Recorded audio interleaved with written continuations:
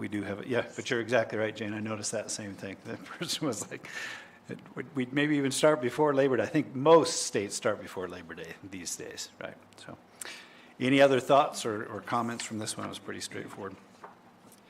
The superintendent lesson learned, the thing that I highlighted, it requires a great deal of tact to confront someone who's responsible for hiring, evaluating, and firing you. I thought, well, that is true. But everyone will be a lot happier if they can agree on a common set of ground rules. Hello, Kim. How are you? Thanks for being here. So anyhow, there was that. So terrible habit number 18. Next chapter. We good to move on to that? Yeah. Okay. Super. Who can summarize this one for us? The title was "Argue with a Hostile Speaker." So I can. Yeah.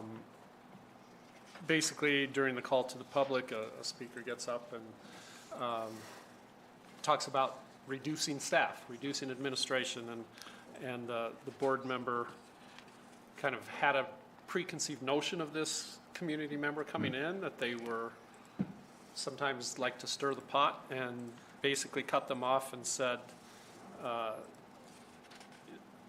just this is not the way that we want to go. We have a low administrative ratio. We have people that are working hard to do their jobs, and that just got the speaker to go longer and to bring up other things about other ways to trim fat, which really kind of just, by confronting that speaker, they opened up another can of worms, and the speaker then didn't want to use only the time allotted because they felt they'd been interrupted and that they'd been challenged. So it just created a lot of issues, which is not our standard operating procedure for speakers. Yep, absolutely. I thought this was kind of funny. I underlined this. It said, by challenging the speaker, you've not only provoked her to make even more outrageous comments, you've delayed the meeting and violated the board's rules of procedure. You begin to wonder whether you handled yourself correctly. You probably. I think we've all gone through one of the things that I underlined besides that was don't challenge speakers during their public remarks. Sure. And I think we've all had a time or two where we wanted to do that, but that's not our role. Our role is to listen to whatever they're saying. Yeah, without comment. I think that kind of nailed on the head what it said from there. That's during public comment, and we've got a public comment portion of our meetings as well. If somebody wants to speak to a voting item, right? One of the questions I underlined here that the board member was thinking to him or herself, am I supposed to keep my mouth shut when people are spreading misinformation about the district? Well, the answer is yes, in this case.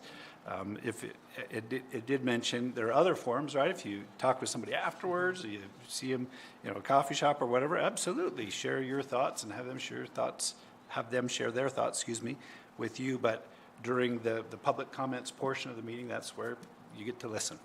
And sometimes it's things you want to hear, and sometimes it's things you don't want to hear, but hopefully all of it's thought-provoking and ultimately useful.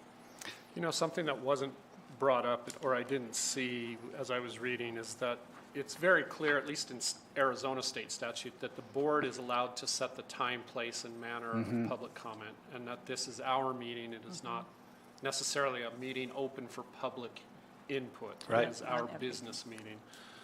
So I think a lot of people don't understand that, and it didn't seem to come across in this chapter that is our prerogative, is to set the parameters for public comment in our meetings. Great point. We've talked about that before in here, that there are school boards who, we're going to conduct our meeting, we don't accept public comment at all. That's perfectly acceptable under the parameters of the law.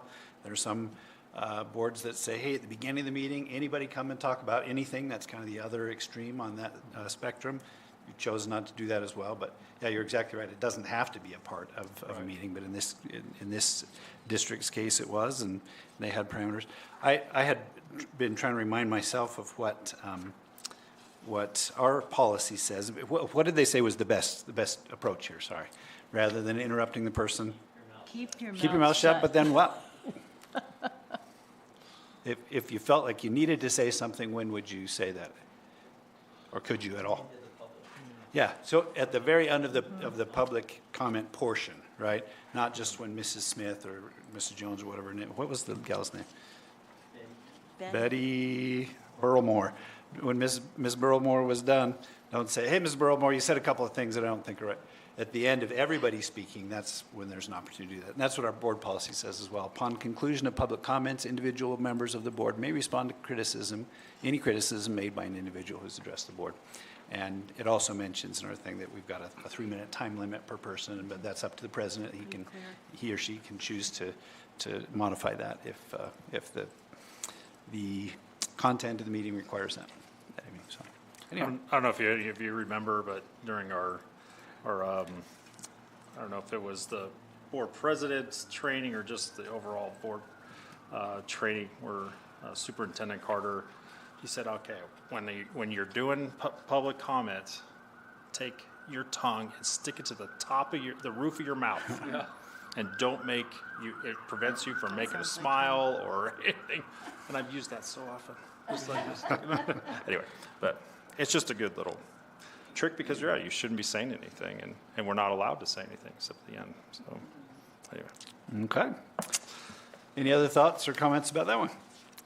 All right, our next two, we're coming down the home stretch. There's only a few months left of this. Terrible habit number 19, confide in a reporter, we'll be talking about next month. And terrible habit 20, oh, I skipped it, hold on. Garner public support. I'm not even sure exactly what they're talking about there, but we'll figure it out next month together. All right. All right. So just so we have the chance for the public to jump in and view, we will wait until 5:15 to start the meeting. So if you want to take a break, grab some water, go to the restroom, we will start at 5:15 promptly. All right. Thanks.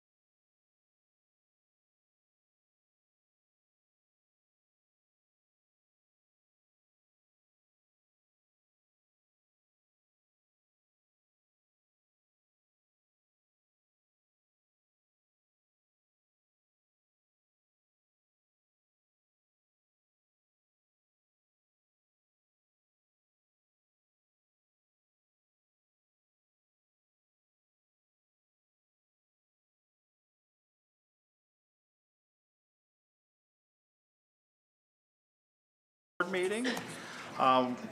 So welcome again, everybody. I'd like to start with the Pledge of Allegiance, and Jackson, if you could lead us.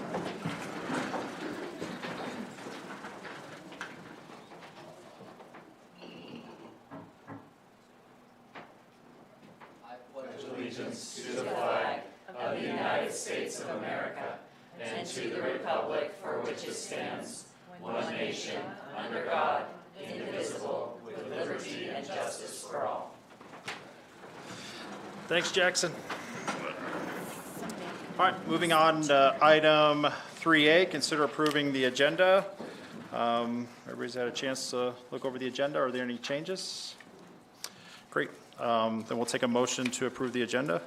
I make that motion? Motion, do we have a second? So motion is seconded. All in favor, say aye. Aye. Aye. Any opposed? Hearing none. Item 4A, consider approving the minutes and study session, book study, and regular study and voting session meetings of September 9th, 2025, and the special meeting of September 19th, 2025. Are there any changes that you noted? Okay. I'll take a motion to approve. So moved. Motion to approve. Can we get a second? I'll second it. Motion and second, and all in favor, say aye. Aye. Any opposed? Hearing none. Moving on to item 5A, presentation of the American flag crafted from Prescott Mile High Middle School bleacher seats. Kirk, welcome back. Yeah, you have the floor. Yeah. It's just beautiful. It's a little tough to carve because the wood was it's so brittle. Yeah. But I love the finish on the back. There's a little bit of writing. And, I love Chris. I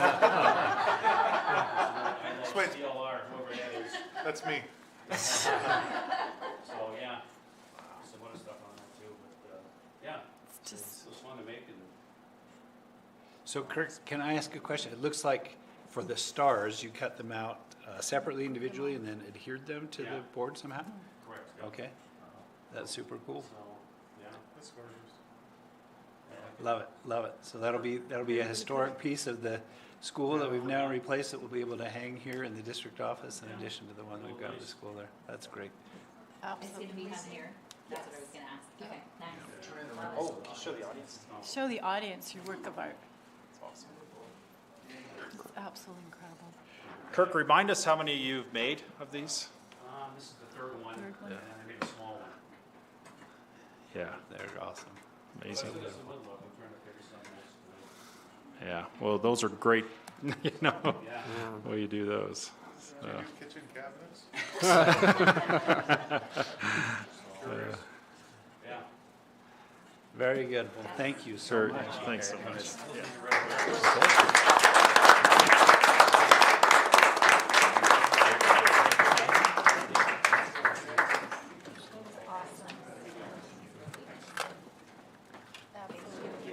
Hey, Kurt, I don't know if we did this last time. Get a picture. We almost got two. Sarah, do we want to take Kirk, thanks so much. Kim, thanks for being here as well. Thank you. Okay. You want to get the whole board, or? Yeah.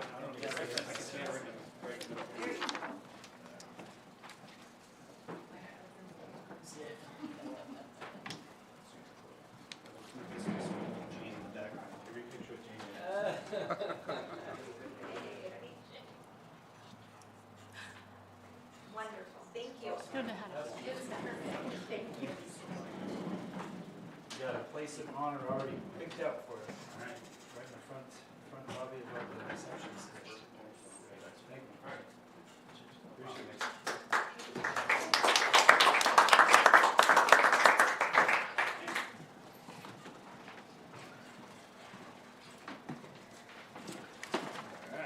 That is special. Deal. All right, moving on to item 6A, summary of current events. Mr. Tenney. Okay, super. Just a couple of things really quickly. Great. Many of you were able to come to our Patriot Day commemorations at our various schools. I think we kicked off the day at Prescott High School before school, where the ROTC presented their annual commemoration of 9/11 and had some speakers there and a couple of hundred people on the front lawn, including a number of first responders who came and joined us. That was a good commemoration there. Then moved over to Mile High, and they started off their day with the students all coming out to the quad. A couple of you were there as well. They had their choir sing the national anthem, and then one of their students play taps, and their student resource officer from the Prescott Police Department and a couple of his co-workers raised the flag and brought it down to half-staff for their ceremony there. And then we moved over to Taylor Hicks, and I think this photo remind me who took the photo? Christy Spangler. Oh, Christy Spangler. Christy Spangler, one of our teachers at Taylor Hicks, took this photo. The cloud in the background, isn't that remarkable looking? Yeah, Sarah brought to me, said, everything that is looks like perfect. another planet up there. What on earth? It's kind of cool.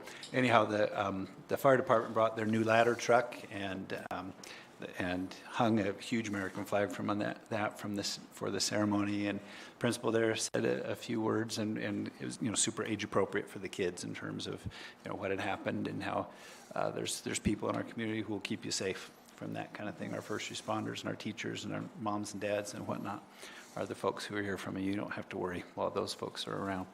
And then afterwards, they allowed, I guess that's me on the left, and I think it's Kevin Hilton, the principal, on the right. They allowed us to go up in the truck, and we were way up in the sky. It's like 200 feet up. It was a long way. I think we've got some pictures. Oh, and then by Judd later on in the day, excuse me, I should, before we move on, pardon me.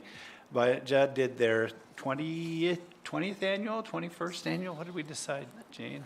Because we missed the 1 year. we missed the year during that COVID. Yeah. And we started the first year after, so. Yeah, 20. 24 years. Okay. 24 years. So maybe it was the 23rd annual then. Yeah. The two current Heroes leaders Luncheon. of Still is those are continuing, thanks to continuing. There you these go. ladies out Yes. there. And our PTA You make me proud. leaders have been putting that on for years and years and years. Carol and Jane got that started years and years ago. But every year they invite the first responders from the area, ambulance drivers and medevac helicopter pilots and of course firefighters and police officers, sheriff and whatnot to come. And how many folks did we have visit this year? 40? Okay. Oh my gosh. That was terrific. Another great event there, and the kids make signs and they get stickers and interact with them. It's just another neat opportunity for our kids to see these are good folks who are here in our community to help us out. So that was neat. And then Granite Mountain and Lincoln didn't have school-wide events for that. They do for other things. In fact, Lincoln just a week later or something had their assembly around respect and had some things around the American flag and whatnot with that. But in each of their classes as well did age-appropriate things. That's required by the state, actually by statute, for grades 7 through 12 to do that. And we do that, of course, in those grades, but we happen to do it in all of our grades, K through 12 in our district. Something important. So there's a couple of pictures from Taylor Hicks as well. A couple from Granite Mountain, student playing taps there. And then these are, okay, yeah, this is not 9/11. No, it's not, sorry. Andy, do you want to maybe take this one? We had our asthma meeting. Do you want to kind of give us a quick recap? Sure. I can. So September 18th, we held the ASBA Yavapai County meeting here at Prescott High School. And we had about 32 people, I think, showed up for that from all around the county, from many different districts. Yeah. We had a really good representation and talked about a lot of really good issues, regarding schools and challenges that different districts are facing, particularly rural districts. It was great to have Steve King there with us. A dinner from Tormay was provided, and so it was just a really nice event. Maybe the best part of it was the jazz band at the beginning played. It was a little more than mood music, I guess, but it was a great little concert that we got for about a half hour before the meeting kicked off, and then the PHS JROTC presented the colors and led us in the Pledge of Allegiance at the start of the meeting. So it was a great night. I think ASBA was very happy. I want to thank Sarah for all the work she did on this meeting, because really she's the one that put it all together. So it went off without a hitch, as far as I can tell. Other than we had to go find some forks. We did, and we found them, We found them yes. in a totally legal way. Worked out good, worked out good. Great. And then during the homecoming football, prior to the homecoming football game on September 26th, we had our first class of PUSD distinguished alumni that were inducted into that new Hall of Fame that we'll have. And you can see well, as a reminder, there were 8 people that were inducted altogether, 2 of them posthumously, right? So Fiorella LaGuardia, who LaGuardia Airport in New York is named after as a Prescott High School grad. And as is Ernest A. Love, who our local airport is named after. So the 2 of them were inducted posthumously. And then there's 6 living members who are all Prescott residents, I guess, at least part-time. Our current Attorney General of Arizona, Chris Mays, former President of the Arizona Senate, Ken Bennett, recently retired Chief Justice of the Arizona Supreme Court, Bob Brutinel, Mike Phan, who's a well-known local philanthropist and developer and contractor, and his company partnered with another company just recently to rebuild I-17. So if you've driven to or from Phoenix recently, you can thank him for that. And then Kathy Olson-Shiska of Olson Grain, and Patty Polly-Rummage, who's a longtime teacher and substitute in our district as well, both of whom have been real supporters of the district and made a big influence in our community for the good. We're inducted. Here's some additional pictures there. Really nice little gathering beforehand in the front lobby that Adam made possible for us, and got to, their information is in the touchscreen TV there, along with all the old yearbooks and the other things that we've got there. So that they were pretty excited about that. And then the induction ceremony took place on the field just before the game. And a good homecoming football game. Did we win that game, Mr. Neely? I think so. What, 49-0? Is that the score, if I'm remembering correctly? So it was a successful game all the way around. And then last thing I think I want to share with you is that one of our administrators in the district, Christina Timchak, who's in charge of PUSD Everywhere, so our online program for kids, as well as our Genesis program, our dropout prevention program, she got married over the break. This is a picture from her wedding, which occurred on October 4th. Nice gentleman who's an instructor at Yavapai College, and they've been together for a couple of years and tied the knot. So that was kind of fun. I think that's it. Next one is James. Oh yeah, Jane. Oh, I get to do the next one. Shay. Shay is on our board this year, and on October the 6th, on Monday, she was at the celebration of her great-grandfather, who is 102 now, and received the prestigious French Legion of Honor Award. And the Consul General of France in Los Angeles came over to present the honor to him, and it's quite a legacy for you with your great-grandfather and your family. He was a member of the French Resistance, and he was one of the remarkable people who attempted to save pilots and or parachutists coming out of the planes over France, and met some very good friends during that, and I think his heart is still with them as well. So he's a remarkable man, and Shay comes from a remarkable family, and she is living up to the legacy. So I was super proud of you and super proud of your great-grandpa, who I know pretty well, and it was a wonderful, wonderful celebration. So I just wanted to let people know that. We have some pretty cool kids on this board this year. All right. Do we need to move on from that? Holy cow. Brett, you're next. I know. Golly. Oh, so item 6A2, governing board members. Brett, you want to start off? Yeah, nothing quite that astounding. But this last month, I was involved in helping draft the rough draft for a letter that went out to district-wide to explain our 4-day versus 5-day school week that we've been debating and talking about.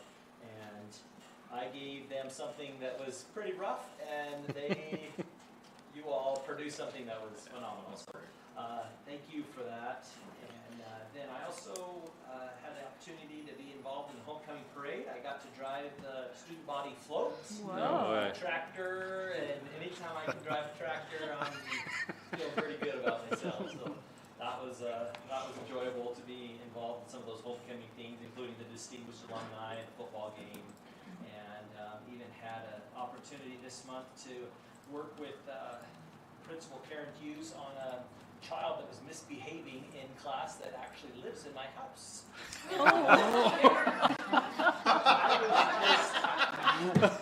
I was just amazed at how well she handled it and how she brought the parents in, and we had some good discussions at home around it, and it's a good thing he doesn't listen to these board meetings. Anyway, that was great. Nice, man. All right. She did a masterful job, though, of helping these kids. The correction came quickly, which I appreciated. I loved how she reached out to the families and said, "Hey, this is what happened at school today." And she's a fantastic administrator, and I really appreciate her as a board member and also as a father. Nice, great. Are you still good to walk the campus with us tomorrow? I hope so. Okay. Maybe ask Karen for. No, I'm sure she's looking forward to it. No, I'm planning on it. Great, great. All right, Jen? I, this month, have been at Prescott High School a lot for football games. My son plays JV football, so that was super fun, as well as several of the high school varsity games. And I, though, got to do my tour already of Mile High, which is the school that I'm the liaison for, and it was really incredible. I think people have no idea what's happening at Mile High, if I'm honest. Like, I think we've had, even growing up, we were talking about it kind of had a rough reputation. You know, my sisters all went to Granite Mountain and told me I'd be stabbed at Mile High. I actually loved going to Mile High. We've actually cut way back on the stabbings at Mile High this year. So that's- Yeah, we frozen. But it was really fabulous.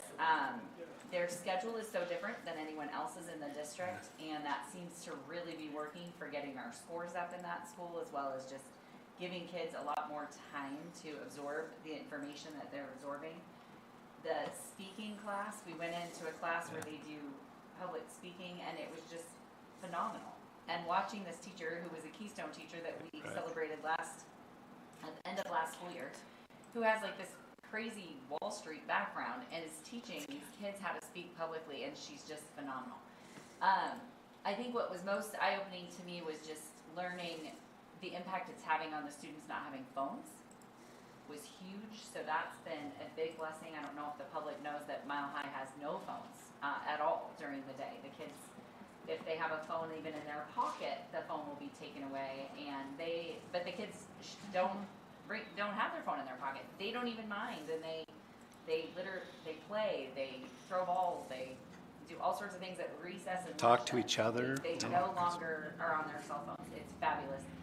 And learned a lot about our ED and special ed programs, and it's a lot that our schools do for kids who are in non-traditional situations. It's just really impressive. I was super impressed with the whole day. Loved it. Wish I could have stayed longer. Need to go hang out there more. Yeah, too. Thanks. Andy? Okay, so kind of following up on Jen's report, I also was not stabbed at Mile High. Keeping track. I also got to visit the special ed department at Granite this last month, and just kind of, it's just amazing. The spirit of our teachers and the camaraderie they show and the work that they do together, I think, is just amazing. So I'm always impressed when I visit with them, but was especially impressed right before fall break that they were happy and working, and they just do the best they can every day to help these students that have so many needs. So it's super impressive. We talked about the ASBA county meeting. Also, the homecoming and distinguished alumni presentation. The thing I wanted to say about that is I could look at those pictures, and every single one of those people, except for Chris Mays, there is some sort of a connection with those of us that have lived in Prescott for a long time. I mean, many of them attended school with my brothers or sisters. I attended school with Miss Rummage's son and Yeah. played softball with him. Mrs. Olson, or Miss Shishka, is a longtime Prescott family that we went to the same church, and we did a lot of things. Our kids grew up together. So it's just those remarkable types of connections that you have in a hometown like this is just fantastic. Outside of LaGuardia, who's also named, the bridge is named for him over Yeah, Granite there Creek you go. Park, and Ernest A. Love, that all of those individuals have some connection that I can connect with you my personally. family. Yeah, that's pretty neat. Not me personally, but, you know, Bob Brutnell went to high school with my brother, and he came up to me and he said, is your brother Steve? And I said, yeah. And he said, how's he doing? And I sent that to my brother after the night, and he said, wow, I know people in high places, I guess. So, it's pretty amazing, those types of things. Pretty neat. Great. Yeah. Yeah, Gee. My magical journey was to Discovery Gardens, which most of you know, that's my niche. Little kids is where I belong. So if you ever need just a day to lift your heart and your spirit, just go visit Discovery Gardens, like a little rabbit warren in there. And every class you go into, the kids are down on the ground and they're playing with blocks and doing math and reading books. And it is a magical, magical place. So, and my other one was Shea, which I already talked about. So go visit Discovery Gardens if you need a heartwarming lift. Also, minimal stabbings at Discovery Gardens, it turns out, so that's. I fit right in height-wise, too. Great. Well, I will say that Brett and I went to Granite Mountain because we were scared of PJ and Mile High, so that's what, we heard all the stories. We were a tough bunch. That's right. I know. We didn't stab people. I know, that was a rumor. No. So most of my time was spent just going to Lincoln School this month, and we had the fall festival this month, and that's actually the evening when the letter went out about the 4-day. So I got a lot of positive comments from there, and I didn't even realize that a lot of people thought I wrote the letter. So thanks, Brett, and everybody for writing the letter. And I did not write the letter; it was a group effort. So a lot of positive comments about that, honestly, and just knowing that here's where we're at. It was more just getting the information. So great attendance at the Fall Festival, a lot of vendors there. I mean, it is a big community. They've done it annually for decades. I can't even, with Lincoln, you never know if it's a century-long tradition or not. But one that is Flag Day. Every month they do Flag Day.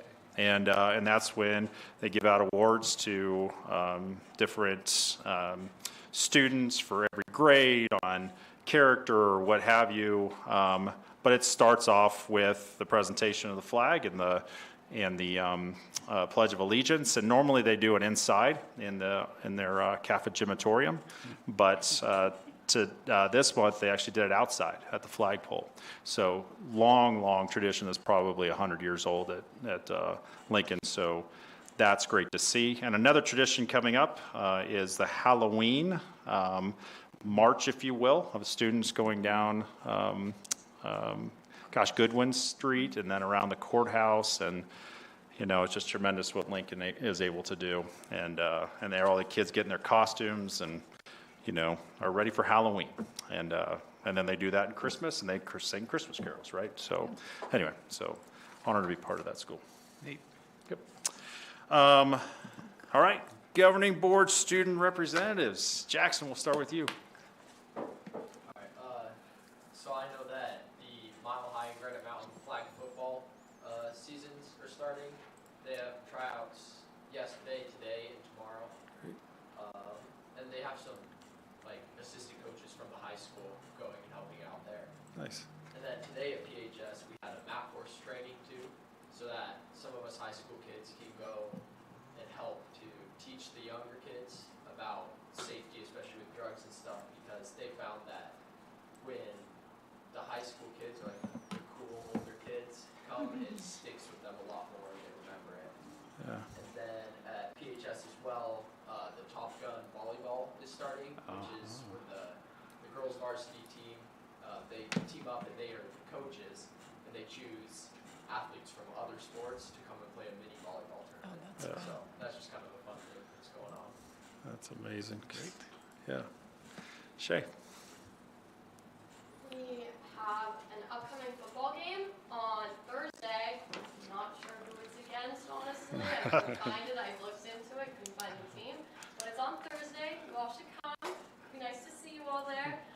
We also have an upcoming swim meet on October 23rd, which is our last home meet and regular meet of the season. It's against Flagstaff, so hopefully we'll do pretty good, but they have a really good team, so I'm a little nervous. We also had an invitational for swim over the weekend, in which our team, I think the girls' team got 15 out of, I believe there was about 40 teams there, Wow. and the boys were ranked 17th out of the 40 teams there. Yeah. And S Club, which is, if you don't know, it's a part of Star Optimist International, which is an all-women's organization, which is just dedicated towards doing service projects throughout the community, and I'm president.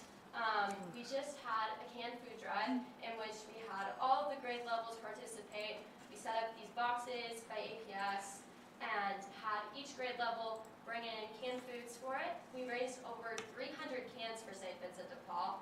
We were able to go drop those off and help restock their pantry, and it was just an amazing experience. And the NHS, which is National Honor Society, I'm sure you all know that, the induction ceremony for that is on the 28th.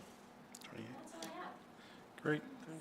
Do you know the time for the induction ceremony, Shay, or maybe I Mr. think Neely? it's at 6 o'clock. Okay, make So sure it's it's, at 6 o'clock or 5:30. great. I'll make sure it's on my calendar. Jackson, you brought up something about Matt Force, and I completely forgot to bring this up, but we used to have a program called DARE, right, as we grew up, and in Prescott, we had an individual that started DARE, who we recently lost. If you don't know, we lost Detective Mark McLean here a few weeks ago.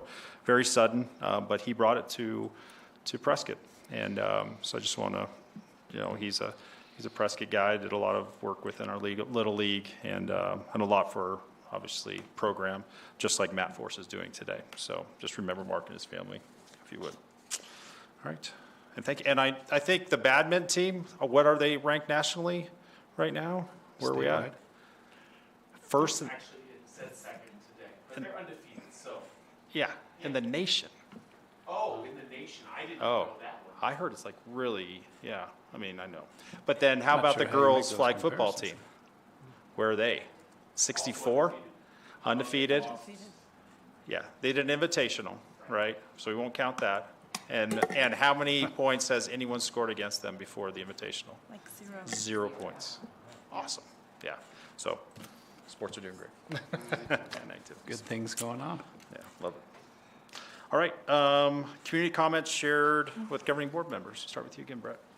I had a couple interesting conversations this month. 2 or 3 of them revolved around the 4-day school week, and some of them were employees of the district, some of them were parents, and it was still continuing to get positive feedback about 4-day school week. And I also had a couple funding conversations with different community members, and I think most of community members are surprised when they find out how we get our money, and kind of how the rural schools are disadvantaged versus the urban schools. And I've started to also talk a little bit about the average age of our facilities, which they're a little bit surprised about too. And I think it's an important conversation to continue to have with community members. And I've also reminded this month about the importance of being problem solvers versus problem spotters. I think oftentimes in our community, people love to point out the problems, and they think they're doing a great job by becoming a problem spotter, and they like to inform us of all the problems that there are out there. But I think building a community that is full of problem solvers is part of what our responsibility is, and having those discussions leading us towards solving problems and not just identifying them. So that's all I have for this month. Awesome. All right. Jen? did want to add one other thing for just a current event. This Saturday is PUSD Education Foundation's big fundraiser gala. So anyone who can attend and support our Education Foundation, they make a huge difference in what we do in our schools. Kathy Shishka is always the head of this event, and she works very hard. So just as a side note, if people can attend, please do. Also, mostly the feedback I got this month was regarding the letter that we sent out for 4-day week. I think most people truthfully felt relieved that we weren't moving forward at this time, and that we were giving it more thought. You know, people are always on both sides of every issue, but I think everybody just was appreciative of the clarity. Yeah. Great. Andy? Feedback I received, not really school board related, but just kind of following up on Mark McLean, and he was a member of my class. He was a good friend of mine. We played baseball together. Just the outpouring of love and concern from at least my old classmates and things was really pretty touching. And unfortunately, I was out of town and couldn't go to his services, but just wanted to, again, mention him. Also, I did receive a comment from the staff member about the 4-day week, really advocating for it. I know, there's differing opinions all around, but just that even the message that went out was to say, I hope that this stays on your radar as a discussion topic. So there is a group that would like us to continue considering it at the very least. So. Thanks. Jane? No one contacted me about the 40 week. I think maybe I'm too old now, I don't know. The only just little anecdotal story is I run every day down by Spence Springs, and for the past few years, there's this elderly, I guess I shouldn't say elderly, that's me too, huh? There's a couple that drives by in their pickup truck, and we got to know each other over the past few years, and they stopped me last week when I was running, and they said they're one of the people that watch the school board meetings on video, so they're watching this probably right now. They were just wanted me to know that they enjoy watching our school board meetings this year because they feel like we have a group that works well together, we communicate, we compromise, we differ on our opinions, but we're still able to work through things with no toxicity. And I just appreciated that and said, well, that's great. You might be the only other one besides my husband that watches them every single week, but it's good to know. So that was nice to hear. I felt good about that. Great. Heartwarming. My mom is always Your on. mom's on there Hi, too. Mom. Your mom and David. There you go. Great. Mine, I got comments mainly at the Fall Festival, just more along the lines of what Jen received. Just there was a conversation, now they know, and just appreciated that we're getting updated.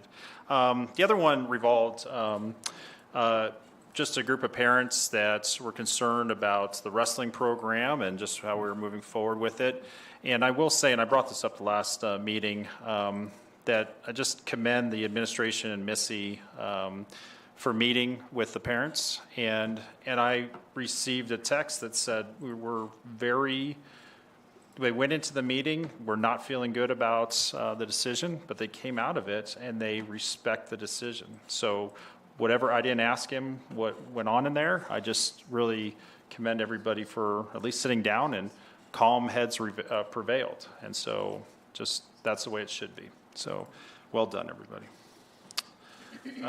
Okay, we'll move on to the consent agenda, item 7A. Are there any items that we want pulled or highlighted? I would like to pull 7A2 for donations so that I can mention each donation individually. Great. Any other items? Okay. We'll consider a motion to approve the consent agenda minus item 7A2. Make that motion. Motion, do we have a second? Second. There's been motion and seconded. All in favor, say aye. Aye. Any opposed? Hearing none. Jane, you have the floor for All right, 7A2. Yes, we had 3 donations this month, and I like to personally thank the people that donated to our schools because we can't do it without you. First one was from Vern Tucker in the amount of $495 to Lincoln Elementary School's character education. Cool. Our second one was from It Is Inc., which I'm not very familiar with, amount of $60 for the PUSD Indian Education Foundation. And the last one was from the USTA, which I do know a lot about, in the amount of $1,755 for the PHS Smart Access. It's where the public goes on and makes reservations for our tennis courts at the high school, and then we are able to take advantage of that. So we have some great courts at the high school, and the public goes online, does a reservation, and this was the amount of money that they gave us for the Smart Access, which was a lot of money for those tennis players. That's great. All right. We'll take a motion to approve item 7A2 of the consent agenda. I will make that motion. Motion, do we have a second? I'll second. Motion second, all in favor, say aye. Aye. Any opposed? Hearing none. Item 7B, do we have any requests to speak? No, we do not. Thank you, Sarah. Then we'll move on to item 7B1. Consider approving an out-of-state travel request for Mr. Chris Predmore, PHS CTE Automotive Technologies teacher, to take students to the 2025 SEMA convention in Las Vegas, Nevada. Tiffany. Sorry to disappoint, I'm not Mr. Predmore. Oh, that's all right. But I'm here on his behalf and his program's behalf, and he is seeking to take 8 students and himself and a volunteer.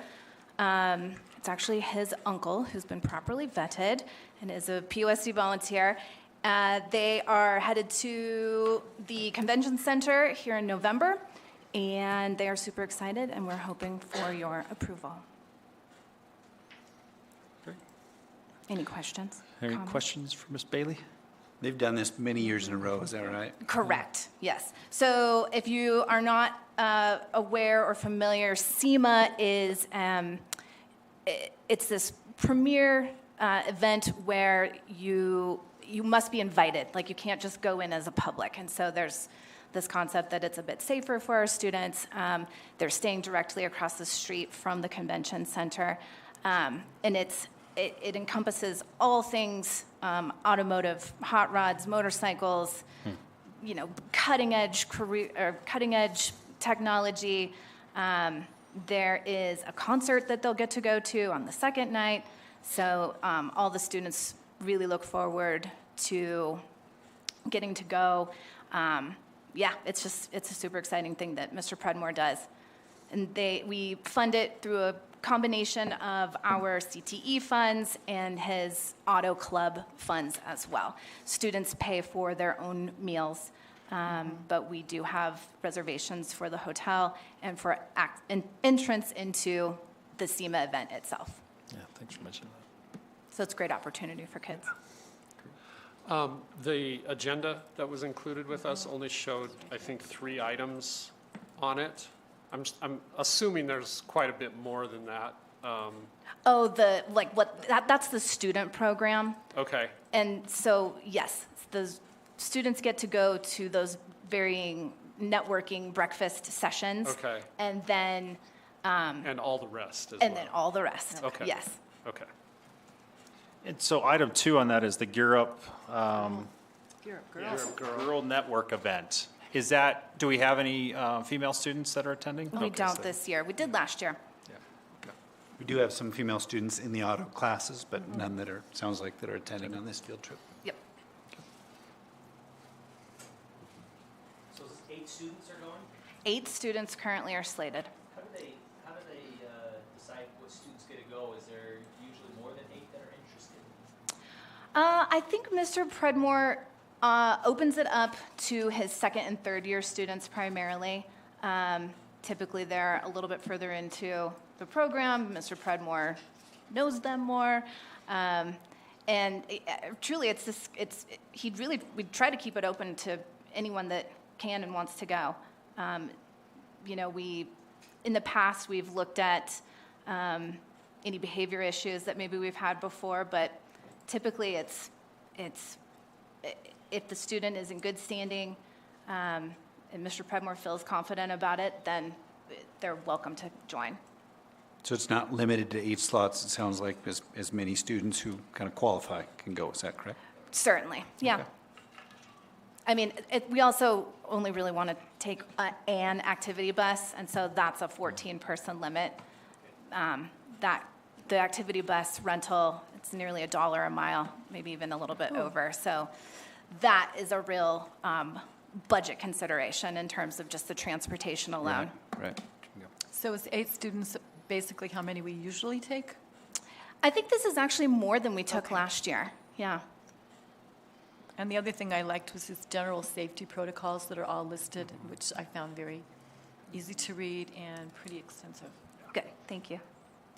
Yeah, they're expected to stay in groups of 3, and, you know, stay in good communication. Mr. Predmore's not like, you know, with them as a group of 8 the entire time, but trust that they will comport themselves as they go around the convention center.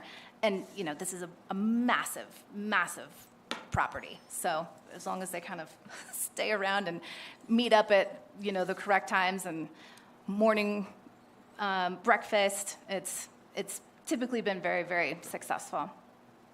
These are kids that want to go. This is an exciting time for them. Great. Any other questions? All right.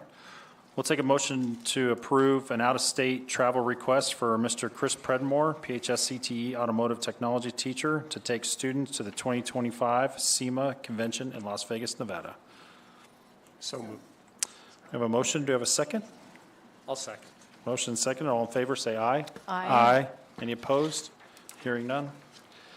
Item 7B2. Oh, thanks, Tiffany.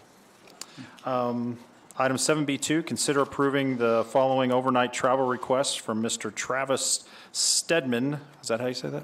I'm just kidding. PHS varsity boys basketball coach to take students to a scrimmage in Phoenix, Arizona. Clark.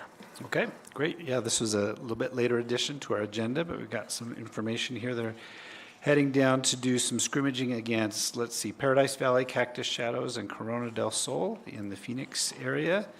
The estimated cost per student is $200, I think, and the funding source is going to be the Booster Club. Booster Club, yep. You know, we've got parents who help fundraise for our various PHS athletics, and I'll be taking a bus down, staying at an Airbnb in Mesa, and 2 chaperones, Mr. Stedman, who's our longtime varsity basketball coach, and then Mr. Swan, who is one of our assistant coaches, JV coach, I believe, as well, and is one of our academic advisors at the school.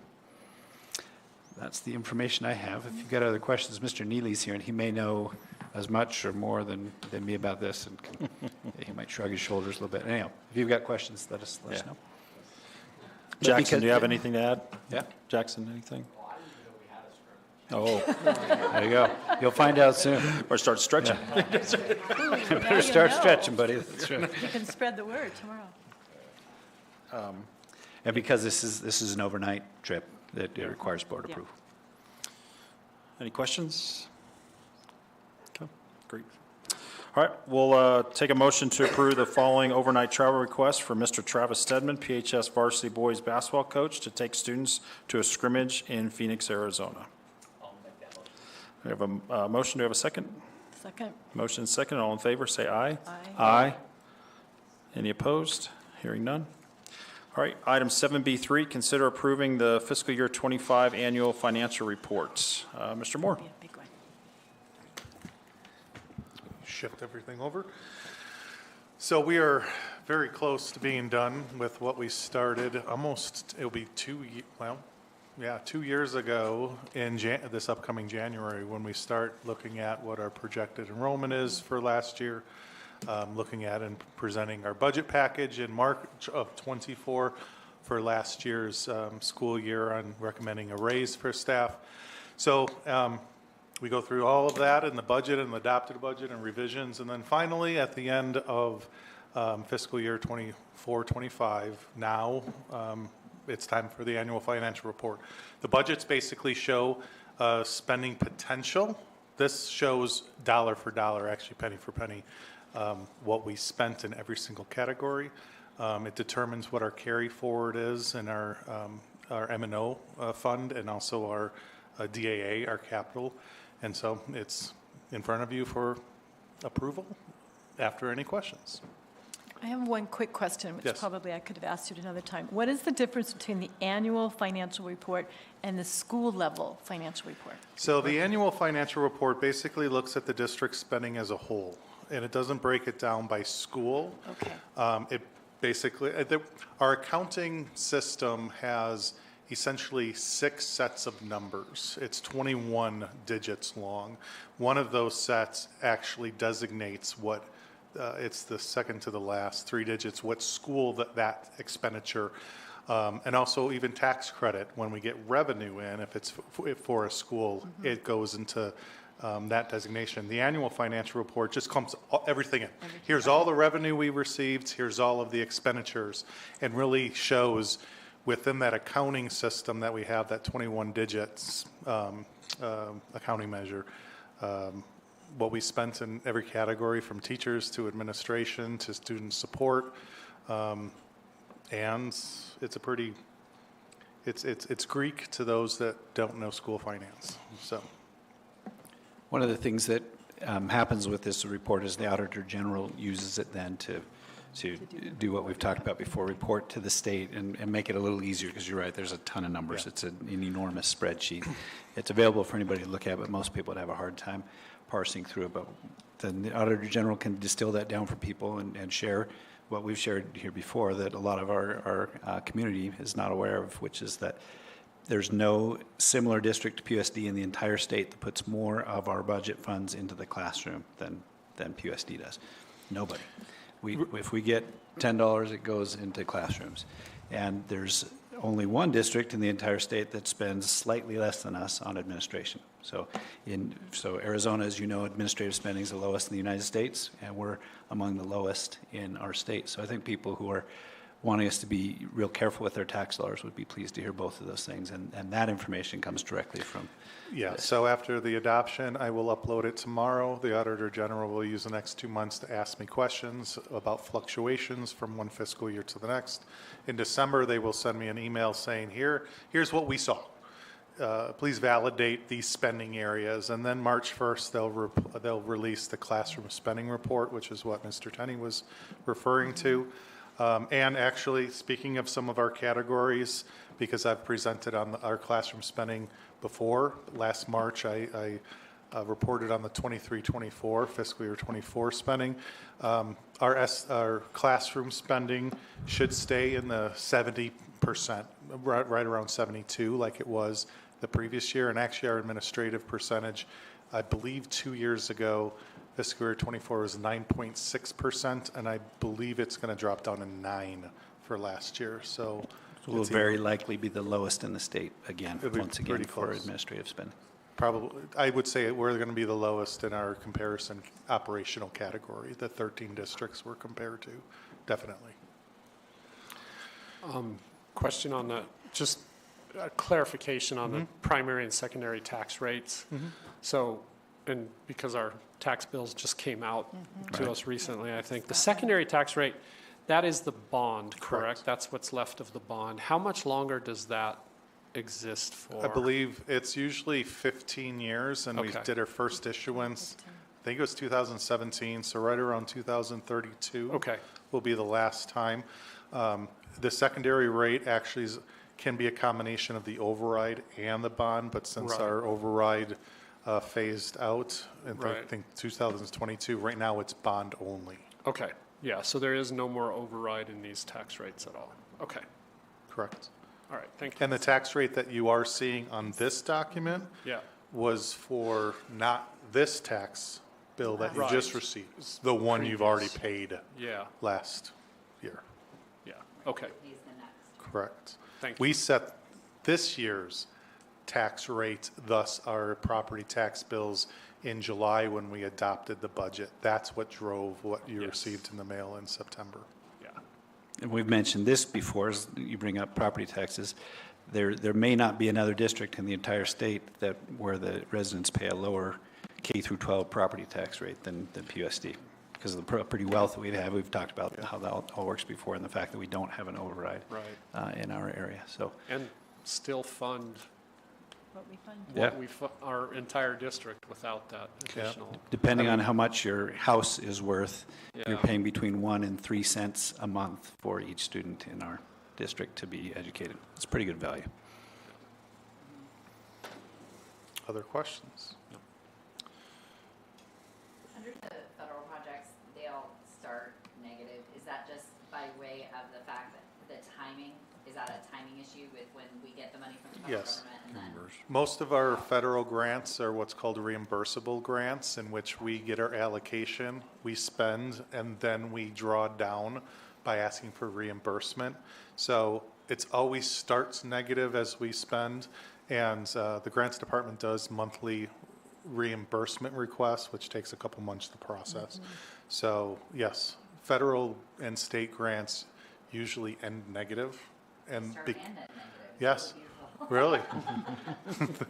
And so, Okay, I can see it happening in the middle here. yeah. Okay. And it's just because we haven't received our reimbursement request monies. Essentially, all of those will net to zero once we get the money from the government. That's what I figured. I just wanted to clarify. It's a good question. First question I've had like that in nine years. I love my financials. I know you do. You scare me, actually. I see. I do, you do. Good. Other questions? All right.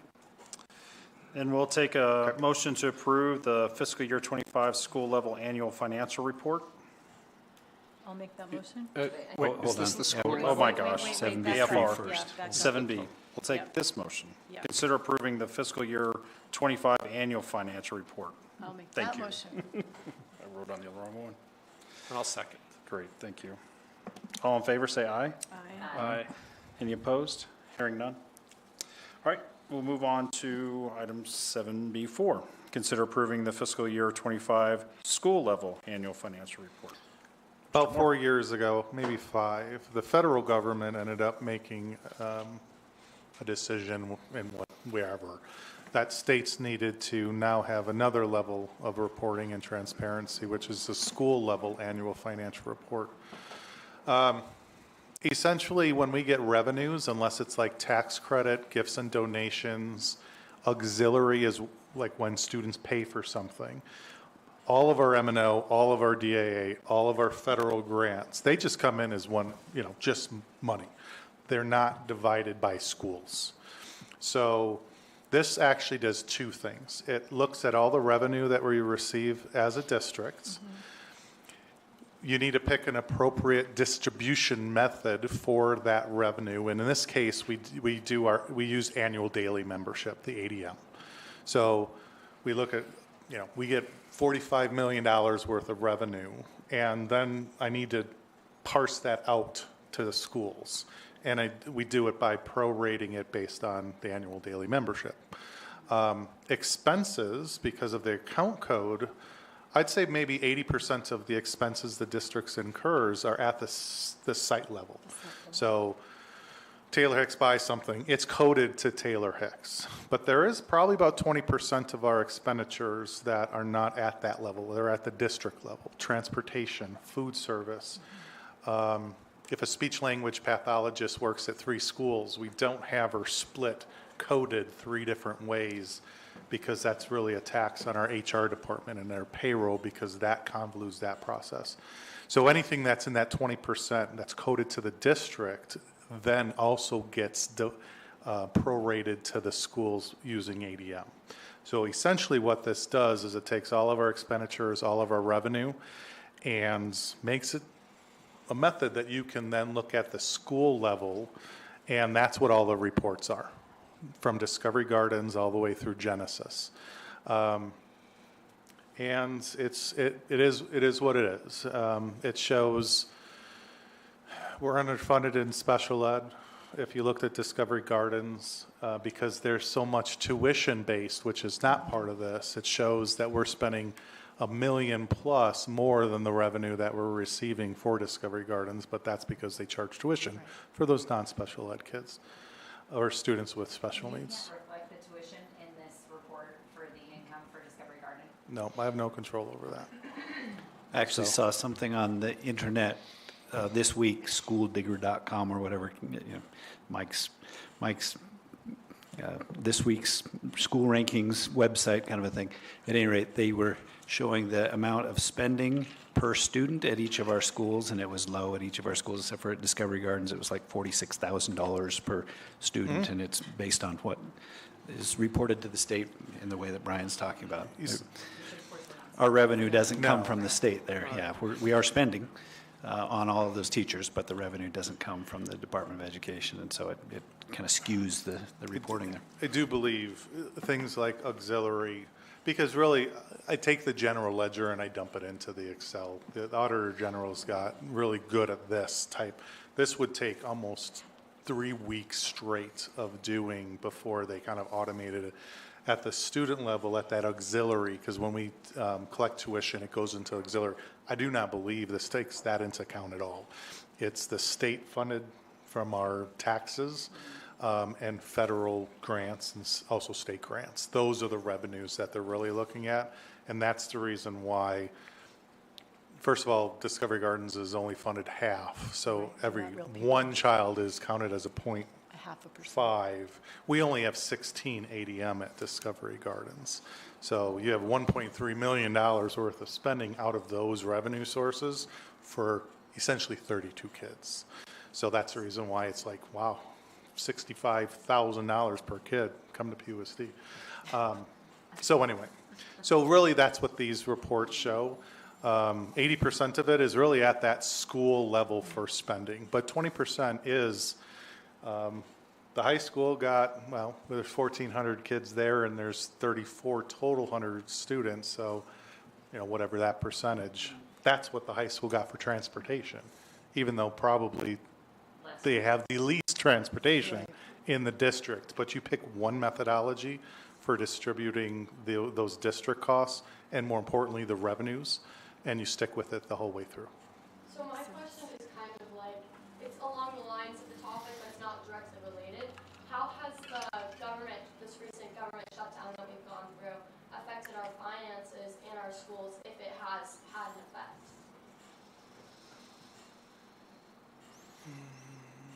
I don't think it's had effect yet. Yeah. I There's mean, not really, been I'm an just kind of immediate playing effect. through Arizona Department of Education is still open, although I tried calling them on Monday and they were closed because of the holiday. And then I thought to myself, why am I in my desk office? And that's not seem fair. Anyway, so my answer is I do not believe so, and I don't believe it will. If it extends long enough, there's a possibility that our federal grant funding could be held The up potentially. reimbursements, those requests will be delayed. I think free and reduced lunch applications are so automated now that it's just formulaic. But I think there may be a delay on parents for knowing if their children qualify for free and reduced lunch if it goes much longer. But I don't believe it's going to affect us significantly like others. Very good question, Jay. That was a really good question. Go ahead. Oh, I'm sorry, Sam. No. These reports, when finalized and accepted, are then on our Auditor General's site, right? For all the public to be able to view each district, they can look at how districts are spending their Yes. funds. Yes, and actually ours is on our website on the front page at the bottom. All of our, All yeah, I think Okay. the last 7 years worth of AFRs, every budget revision, our school spending report that comes out, the presentation that I do for the governing board in April. So that's all. But all of these, I could download every single district's annual financial report. Is that true of charter schools and private schools that receive state money? Private schools, not at all, Okay. not period. Not even though they receive state money now? No, not even. Charter schools, they have alternate forms, which are very, very stripped down. On the annual financial report, I think there's 13 different pages or something like that, and I think theirs is like 6. They also don't get analyzed by the Auditor General for their spending, like the public schools, public districts do. So charter schools, yes, but I try to, for example, From this, I could calculate pretty much any district, public district's administrative percentage based on their spending and compare us. I can't with charter schools because the numbers are too convoluted, and also their ADM is not reported like ours is. So it's really difficult to decipher anything with the charter schools, AFRs. So we And they don't do the wanted to know- school levels.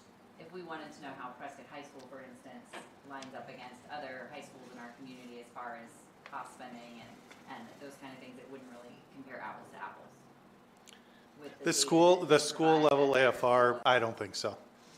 Because of the methodology and the coding way, I mean, we code things, I think, extremely accurately and try to get it coded to the site level as much as possible, because the more it's at that district level, the less appropriate, like transportation with the high school. We probably have the least amount of bus riders at the high school compared to K-8. But they get the predominant amount of that cost. So it really, the school level AFR, it met a federal mandate. I don't ever use it in reference to anything throughout the year. Okay. I upload it, and the Auditor General, I don't believe, looks at it very much either. This was their satisfying of a federal mandate about 4 years ago. Gotcha. Thank you. You got it. Thank you, Jen. Sam? So ADM, just going back to that, kindergarten, is that full? It is ADM? half. It's half. And that is also another thing that we talk about, Prescott, no override, all of those things. Our kindergarten students are only funded half, and Yeah. we don't charge parents anything anymore. So although we only receive half funding for kindergarten students, we don't pass that cost. Yeah. We literally, half of the cost of kindergarten is at the expense of the rest of first through 12th grade. We understand the importance of full day. Luckily, you Don't didn't pay. pay me half. Yeah. Do we still offer half-day kindergarten to families who choose to? If anyone says they want it, they can have it. I do not believe we've had a parent take that up. Essentially, no. Essentially- That's not something that we offer. If that was your question, no, it's not something we offer. If there's a student who's having a difficult time with behavior, the length of the day at the beginning of the year, or whatever, we'll work with families on an individual basis. But yeah, it's Everybody is it's by full-time, you just default. don't get funded Yes, full-time. it's by default full, but if a parent said, I want my kiddo to go kindergarten only half time and leave at noon, they could. That's the expectation attendance-wise, is half day. Right. Okay. And there's another fractional ADM, is that with CTE as well? So the seat time, is CTE still drawing certain amount of ADM out of per school for attendance? out of Yeah, the high school? so for attendance? Well, not the attendance, I'm sorry, seat For time. enrollment? Yeah, so we receive, typically you get one ADM, and at the high school, if they're enrolled in 4 classes, we receive full ADM for that student with 4 classes. If they have 5 and one is a CTED, that extra class generates another 25% ADM that goes to the Mountain Institute. Correct. They then do a pass-through of that revenue, and I believe we receive about $1,400 per kiddo for the full year that is enrolled in a CTED class, and that funds, we receive, I think, about $340,000 through that funding, and all but about $50,000 is in salaries and benefits for those CTED teachers. Okay. So is there an amount that we still kind of pay for because of the CTED, or is they kind of wash that out? Or, because years ago, it used to pull that a fraction out in order to fund the CTED, but have we changed that? Is that what you're saying? We could actually get funding? We for actually that? get funding. Good. And we also make sure that Prescott has to make sure we get our ADM. For example, if a student has 4 classes Yep. and one is a CTED, technically, we would only get 75% of the ADM, and Mountain Institute would get 25, but Bill Stiller over at the Mountain Institute knows that there's a little checkbox that we can do for that student in that class and unmark it as a CTED so that we get our full ADM, and unfortunately, it's at the expense of the Mountain Institute getting none of the revenue, but the high school counselors are really good about making sure students with CTED classes have at least 4 PHS classes plus their Well CTED. done. Good. Because we're underfunded as it is, and we can't No, that's we true. can't afford to lose even 25% ADM for one high school kid. Yeah, I don't want anything to mire down the relationship, so that's good to hear. That it's And it's very few. Yeah. I think maybe it's 4 or 5 kids out of all of the students taking CTED. So it hasn't affected the Mountain Institute nor really, well, it will, I won't let it Do affect we have a PUSD. number on how many kids take CTED classes? No, Not right now. no, okay. Tiffany, how many kids are enrolled in a CTED class right now? Ballpark figure. Total, Yeah, if you have it. 530. That's pretty good. That is really good. Really good. That's incredible. So over a third of the students at the high school. awesome. Deal. All right, any other questions? Thanks, It's because we have a Anybody great else? principal and a terrific CTE director. Also great kids. Oh, that's nice. I was going to say despite the CT director, but that's okay. All right, we're going to move on from this. Oh, sorry. Okay, so Ready for the vote? we'll take a motion to That's right. approve the fiscal year 25 school level annual financial report. So moved. We have a motion, do you have a second? Second. Motion seconded, all in favor, say aye. Aye. Any Thank- opposed? Hearing Thank you none. very much. You bet, thanks, Brian. Item 7B5, consider approving the School Facilities Oversight Board terms and conditions for acceptance of monies from the Building Renewal Grant Fund for PUSD school sites. And Mr. Morgan? In the last month, we put in an HVAC at Abaya Judd. They have 2 HVACs, 2 15-tonners that cool and heat the gymnasium and kitchen.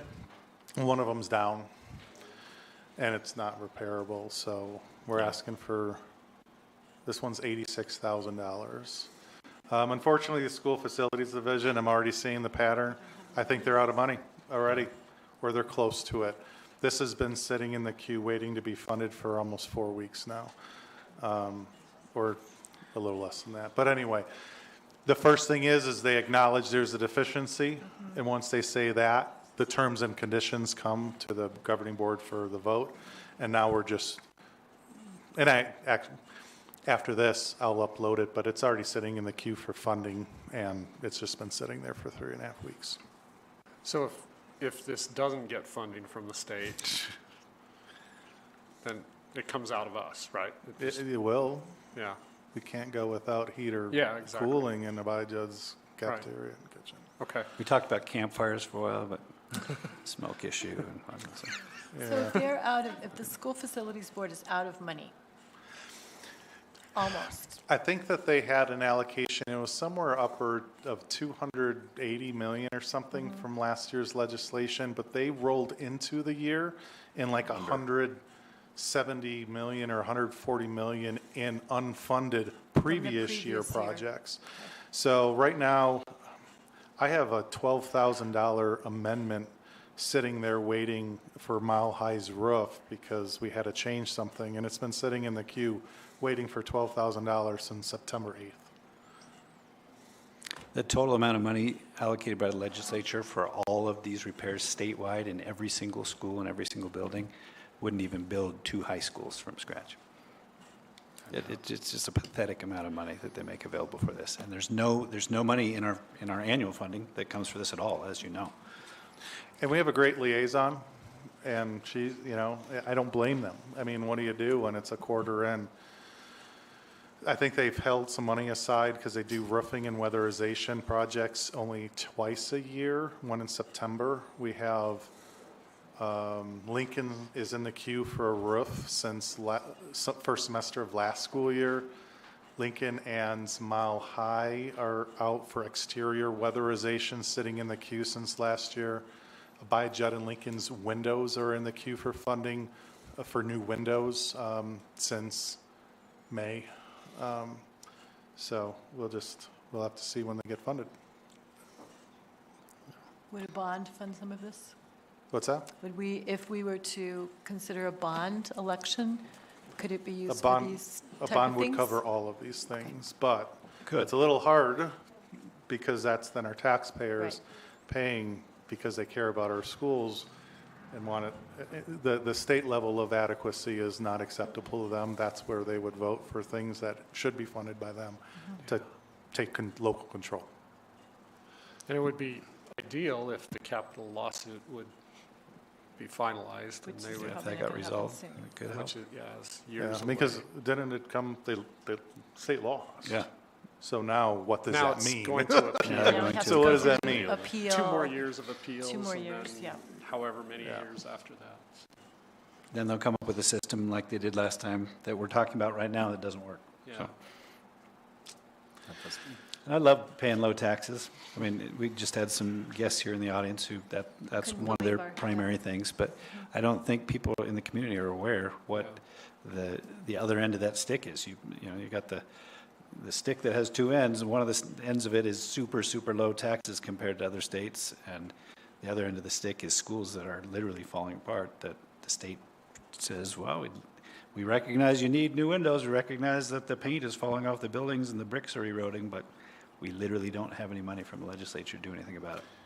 If we have to buy this HVAC, it would eat into, I think our DAA carry forward Carry forward. is like 1.4 million. So, it would eat into 5-6% Yeah. of what our carry forward is for one HVAC. That should be funded through the school facilities division. That's an entire teacher's salary Yeah. and benefits for a year. That's for sure. But we're hopeful, and the But- terms and conditions are in front of you for a vote, because Okay. without these, we can't even get the money. That's correct, okay, so.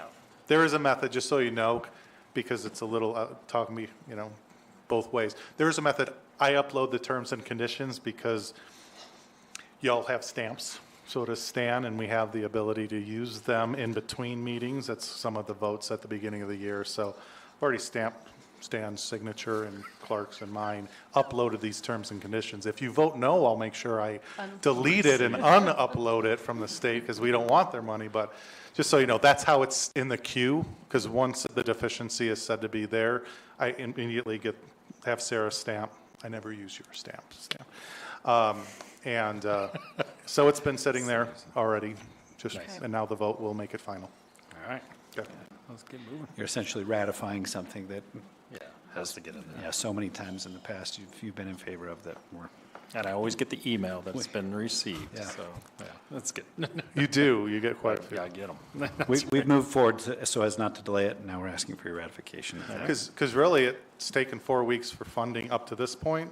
If we uploaded it after this meeting, we would have lost 4 weeks of funding, because we're just in line.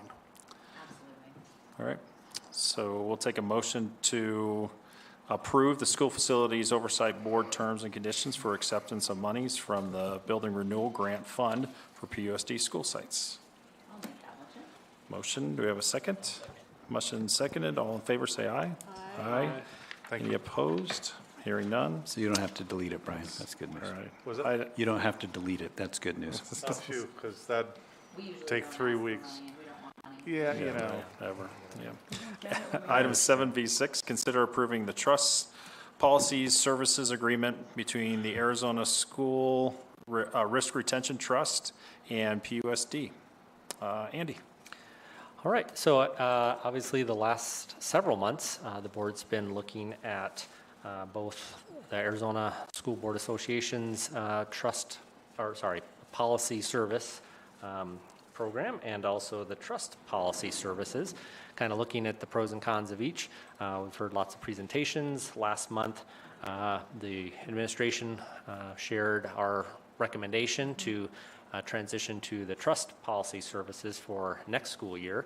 And the board asked that we have a month to think it over and then bring this agreement to you this month and kind of ask for a final decision on which direction we should go with it. Just to emphasize again, it would be for next year. It wouldn't be any changes for this school year. We would obviously start the process of looking, again, if the board approved this, we would start that process to kind of compare both and start that, what each policy would look like. Also wanted to emphasize that our relationship with the Arizona School Board Association would continue. Absolutely have a lot of great services from them. Just the policy service, the model policy service would be the part that we would move away from. So, any questions about this agreement? Any questions? My question is, I'm looking through, what's the term of the agreement? How long? That's a good question. The term is yearly. 1 year? Yearly? Yeah. Okay. Okay. So we would receive new pricing every year we renew? Correct. And They gave us that. they gave us. They did, They yeah. did. Last, Right. They anticipated. yeah, the agreement does have it listed as 500, and then they did notify us in one of the questions that they're expecting it to increase. Year 2 was 1,500, year 3 was 2,500, year 4 and beyond was 3,500. So I would, Go ahead. I just want to make a statement that, I think my duty is to vote to provide the employees of this district with the tools that they feel they need to do the job. So regardless of my role with ASBA, my role is with you is a priority, and that is to provide you with the things that you need to do the job that you have to do. And so based on that, I'm prepared to vote for this change because you have told us this is what you need. But I would hope that we can review ASBA again in the future because they are reducing the size of their manual, they're editing it and looking at it. And I would hope if we approve this, that we can look at that down the line and see what that looks like, and if it better suits our needs for the future. Sounds like a good way to do I think things. that's a Yeah. great way to do it, too. I know you guys brought it to us as a recommendation, so obviously you've thought through the transition of it all and the amount of work that's going to go into that specifically for Sarah. Wait, what? And, oh yes, all of us, not just, yeah. And I guess my question in that regard is like, is the amount of work that's going to go into it not really going to justify a switch again in a year or 2 or 3? Is it something that we have to consider the amount of effort that's put behind making this big of a change needs to be something that sticks? Or maybe we wouldn't, do you know what I'm saying? Yeah, I'm a little yeah. concerned that we would have to start over again with the transition back if we were to make a different change later. And are there any concerns about the transition? Yeah, great question. In terms of, are there concerns about, the transition we'd be doing over the next few months if the board decides you want to move that direction? Yeah, it'll be extra work for sure, but it's something that we've acknowledged and looked at and determined that we can do. We're fortunate that several other districts that we've got close partnerships have gone through this same process recently, so they've got a template kind of for us to follow. Literally a template, right, for us to follow in terms of crosswalking and the various policies and determining which of the non-copyrighted ASBA policies that we might want to migrate a version of over to couple with the trust policies that we may be adopting. So yeah, it'll certainly be work, but in spite of that, we feel there's enough advantages in the short term and the long term that's still our recommendation. To your other question, Jen, would we want to switch back a year from now? Please, no. But a couple of years from now, absolutely. Absolutely. If you want to look at that and say, hey, you know what, the ASBA policy really, the set of policies looks like it's become superior, I'd do that work again. And since we're so familiar with what we've got right now, I could see that work being a lot less. It wouldn't be starting from scratch and moving to something that's new to us. It would be a shift back to something that we've been familiar with, and I could see that happening with much less work. But yeah, if you decide you want to go this direction, I would ask you to please commit to at least a couple of years of it before we look at additional options. Same with our insurance, right? We were going with a different insurance. We decided to go with ASBA's insurance this year. It was a lot of work to do that. We'll look at that again in a couple of years and see, are we getting the best bang for our buck? We don't have a lot of extra money. We want to make sure any money that we've got is going to kids and going to teachers. And so we did that with our insurance. It was work, but we're going to do that same work again in a couple of years and say, hey, is this giving us what we need in terms of services for the cost? And if it's not, we'll come to you with a proposal that we switch to something else. It's work every time, but it's work that we need to do to make sure that we're getting the best we can for our kids. With my research I've done on ASBA and the trust, Yeah. I saw that with ASBA they offer different opportunities, such as something with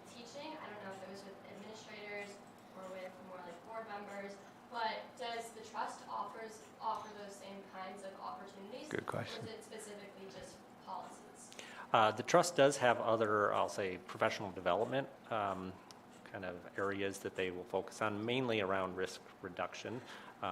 And we'll continue to receive some of those as well. And back to the first part you mentioned with ASBA providing some of that, those resources and that professional development, that we would still continue to partner with them and take advantage of those resources. This, we would be focused on just the policy aspect, having that transition. Okay. That's Good question. gonna be my That is a great question. Great question. You did research into the two? Oh, my gosh. did. I don't know what to say. That's fantastic. She was asking me about the two programs. Yeah, Brian doesn't even do stuff like that. Yeah. One thing that's, I appreciate the competition, if you will. I appreciate that you're looking at that. You did the same thing with the insurance. Anything that is better, and we see that there's better efficiency with this. It's certainly easier for us to navigate through. I really do like that portion of it. And I think that's kind of what probably drove you initially, and then digging into it was really great. It's hard to change programs, if you will. I understand that this is going to be a lot of work. So, but if you feel like it's worth it in the long run, and that's what we're hearing, I would be voting for it. There's one thing in our last meeting, and Andy brought it up about just even ASBA, and then even within the attorney that's associated with, and they gave us advice. Our attorney did, who is also our school, district attorney. But then I was also reminded that ASBA also had to make a correction within their policy. Yeah, they did, And I think that, even if we do this, there may be some risk to it, but as long as we have an open communication with them and you have had that, and they've been responsive, we may find ourselves in a situation like we were a year or two ago, and they had to change their policy as well. So as long as we have that element too, and I'd be all for it as well. Great. Any other questions or thoughts? Maybe just a word of appreciation for Andy and the administration for educating us. I know some of these decisions don't happen quickly, and I think sometimes when you're working in an organization, you make a decision, you want to move, and it's taken us a number of months to get the information and to feel good about it, and I appreciate all the extra work that you've done to educate us on these policies. That's the way decision-making should work. If you don't feel like you got adequate information to be making a solid decision, we're not doing it right. So, no problem at all. It was great to have them both present too. It was very educational to me, things that I just wasn't very aware of in regards to policy making, so it was very good. The thoroughness of the process is Yeah. really outstanding, and just kudos to my fellow board members for your openness and willingness to listen and look at these things. It's very good. Okay. All right. Well, then we'll take a motion to approve the Trust Policy Services Agreement between the Arizona School Risk Retention Trust and PUSD. So moved. We have a motion. Do we have a second? I'll second it. Motion second. All in favor say aye. Aye. Any opposed? All right. Hearing none. Moving on to item 7B7. So this is a review and discussion to propose of a proposed bylaw amendment submitted by the Arizona School Boards Association Governance Committee. Following the discussion, the board will vote to give direction to Sarah Torres, designated voting representative, to vote in the manner the board has approved. Andy Freyer. Okay. So I believe you've all received these documents, the packet with the explanation of the changes to the bylaws. As a member district, changes to the bylaws require a majority vote of the number of members in the district, and any vote less than that is a failure. So, and if you didn't know, last year they tried to make changes to the bylaws and it failed for a lack of voting from districts. That's sad. I think what some of the feedback they received was that it was too complicated. Districts didn't want to look at it. I don't know that their communication that was sent out was very strong in getting that out. So they've made a concerted effort this year to address this through county directors, county meetings. And so what you have in front of you are the changes. And they, in the packet that lists the specific updates,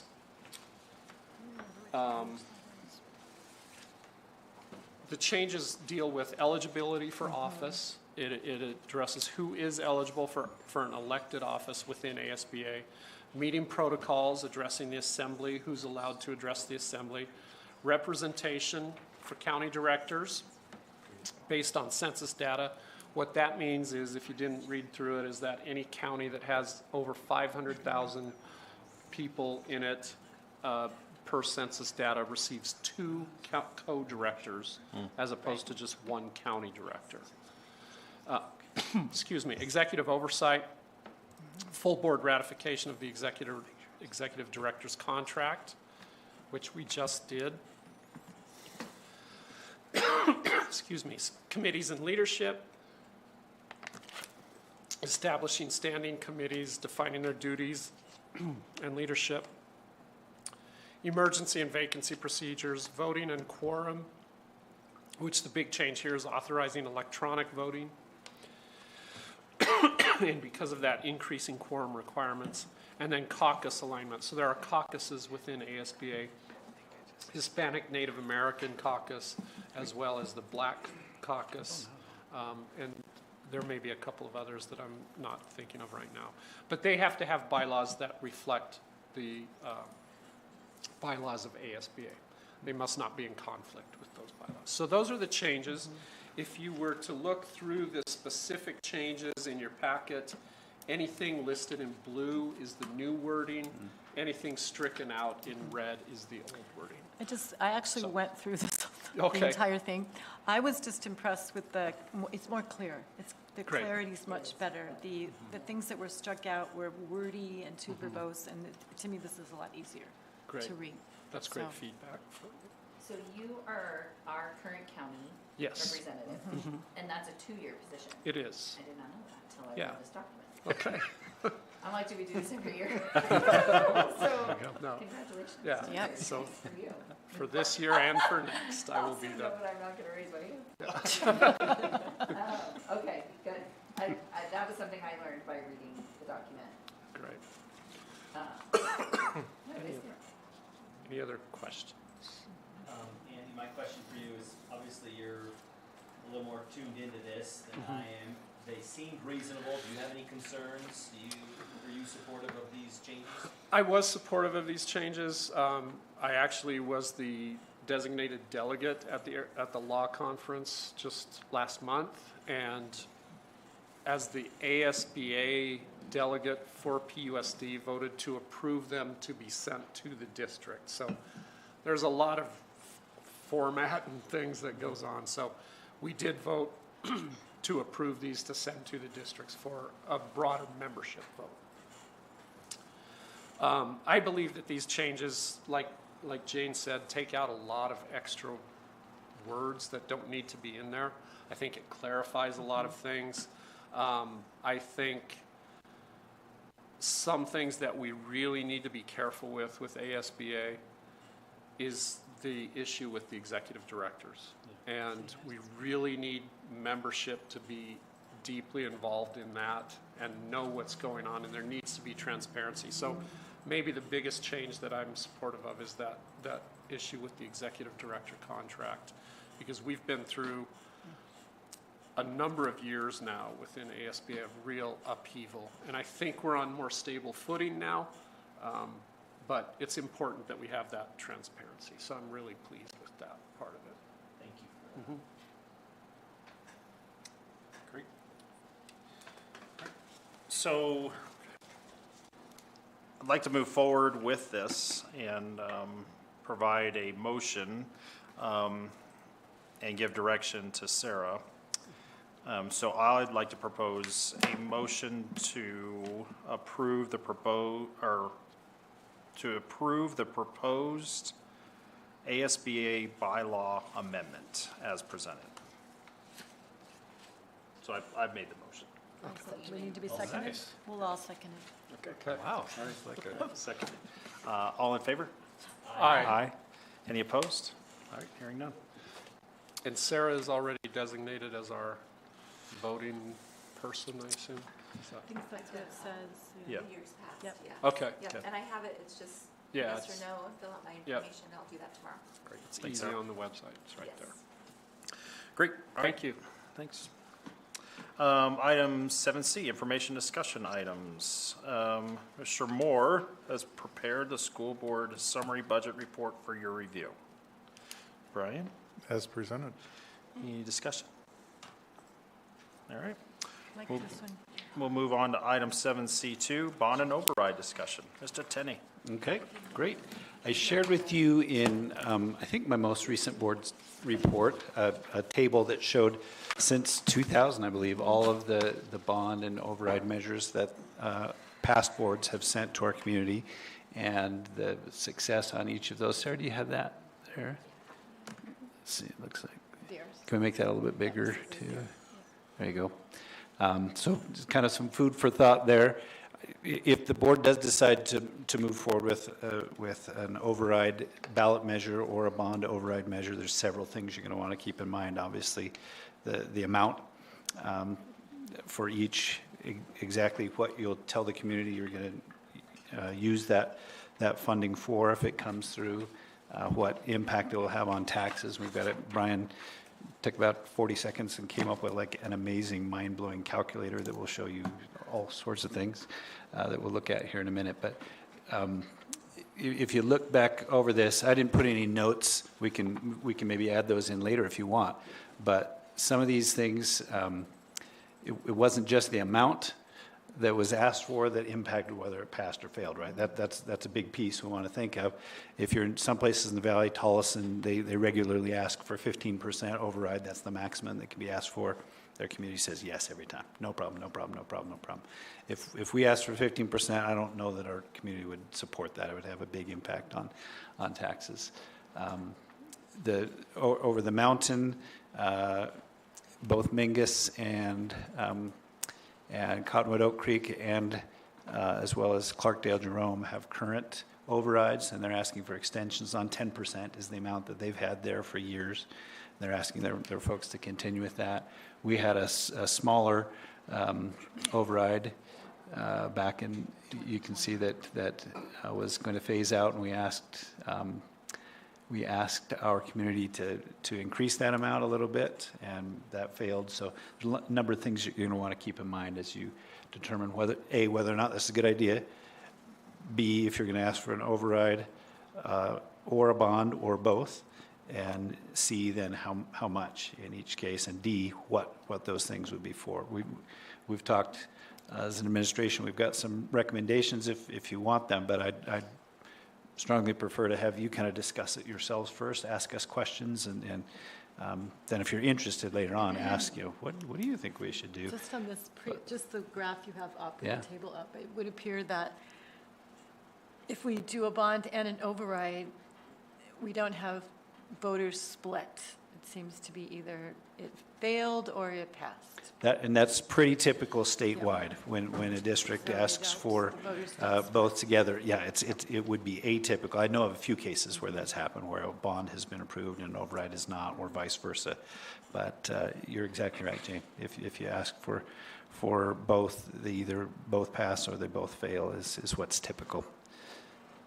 I mean, Bond gets a little bit more support, but not. that's been the not case tremendously here. more. Yeah, that's been the case here, but in other communities, that doesn't always hold true. I know one thing that can impact a district passing a bond and override that, for instance, when you mentioned Tolleson, Uh-huh. their percentage of home ownership Right. versus rental Absolutely right. Oh, is so you would know that, lower, yeah. so they have more renters than we would have on a percentage basis. Right. And so renters are not really caring about Yep. property tax, right? Yep. They're like, whatever, let's get better schools for Yeah. our kids. Very Yeah. good point.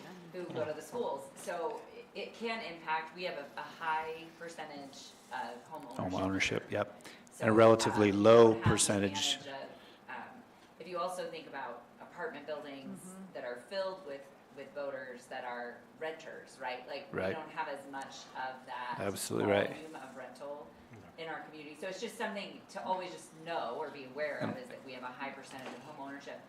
And so the homeowner is directly the voter Right. and the one paying the tax. An extension of what you're saying, Jen, you're 100% right, and it's all super salient. It's not just an observation. It's at the core of what you're about to discuss.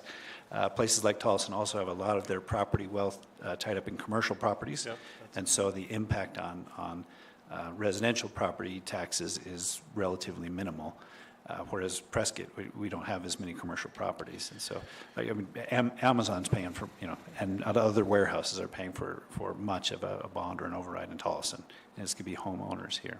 Yeah. One thing we do have in our favor, I mentioned earlier, is that our K through 12 property taxes are substantially lower here in PUSD than they are in Chino and Humboldt and Mingus and Cottonwood, Oak Creek and whatnot, other places that are asking for bonds where it's successful. So if that's the other piece that you'll want to talk about at some point is, okay, if you want to do that, now what?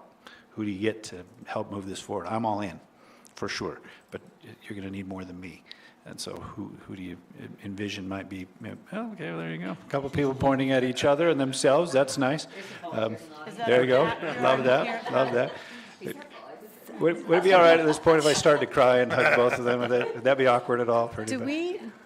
This might be a silly question, but when you look at our bond and override pass, and even in the fail, we have fewer voters voting on the override as opposed to the bonds.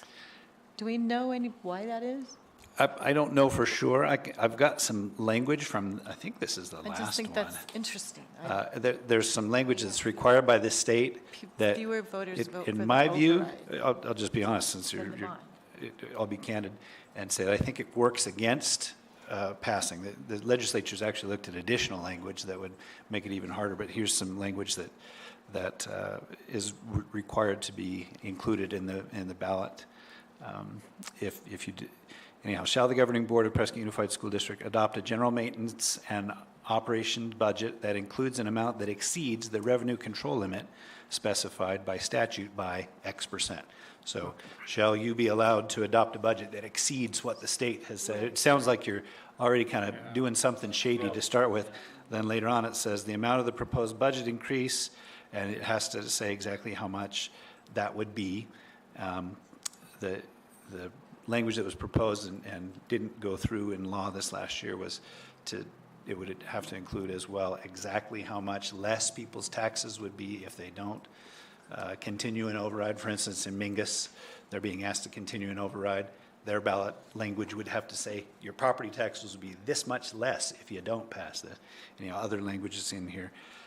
Proposed increase in the school district's budget would require an estimated tax rate of blank per $100 of net assessed valuation. So it's very specific about the negative, most people would see it as negative, impact that would have on your taxes if you do this. And it from the get-go makes it sound like you're doing something extra and weird and additional and probably not necessary or even right, in my view. So that's one of the reasons I think that overrides don't get as much support as bonds. But when it comes to the increase in your property taxes, if you vote for a bond override, they're not split on it comes as a package deal, right? Or not?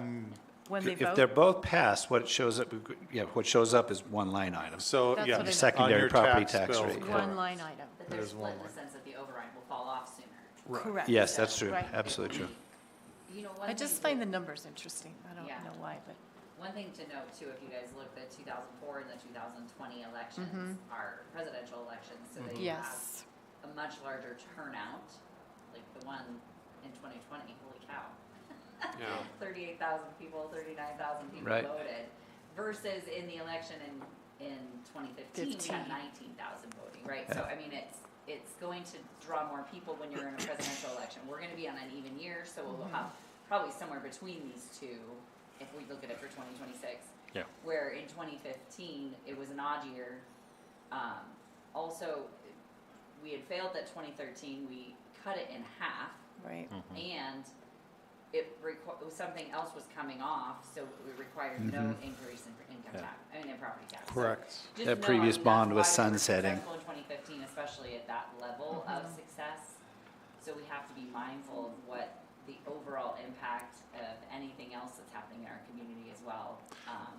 Well, and we mentioned earlier that our bond won't get paid off until 2032, 33. It's So the this 2015 is bond you're talking The about. 2015, so we're going to still pay 15 hundredths of a percent as taxpayers on that. For a typical person, it's about $18 a year, something like that, but it's still money, and this will add to that money for sure. People don't really think that way either all the time, like what it is dollars, it's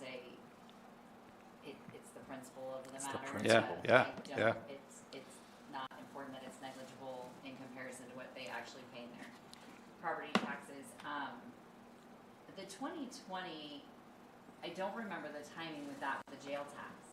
Was the jail tax an issue? Like, No. we passed I jail think it tax was 20 years COVID. Before, or? Yeah. We asked for more and COVID hit, we shut down.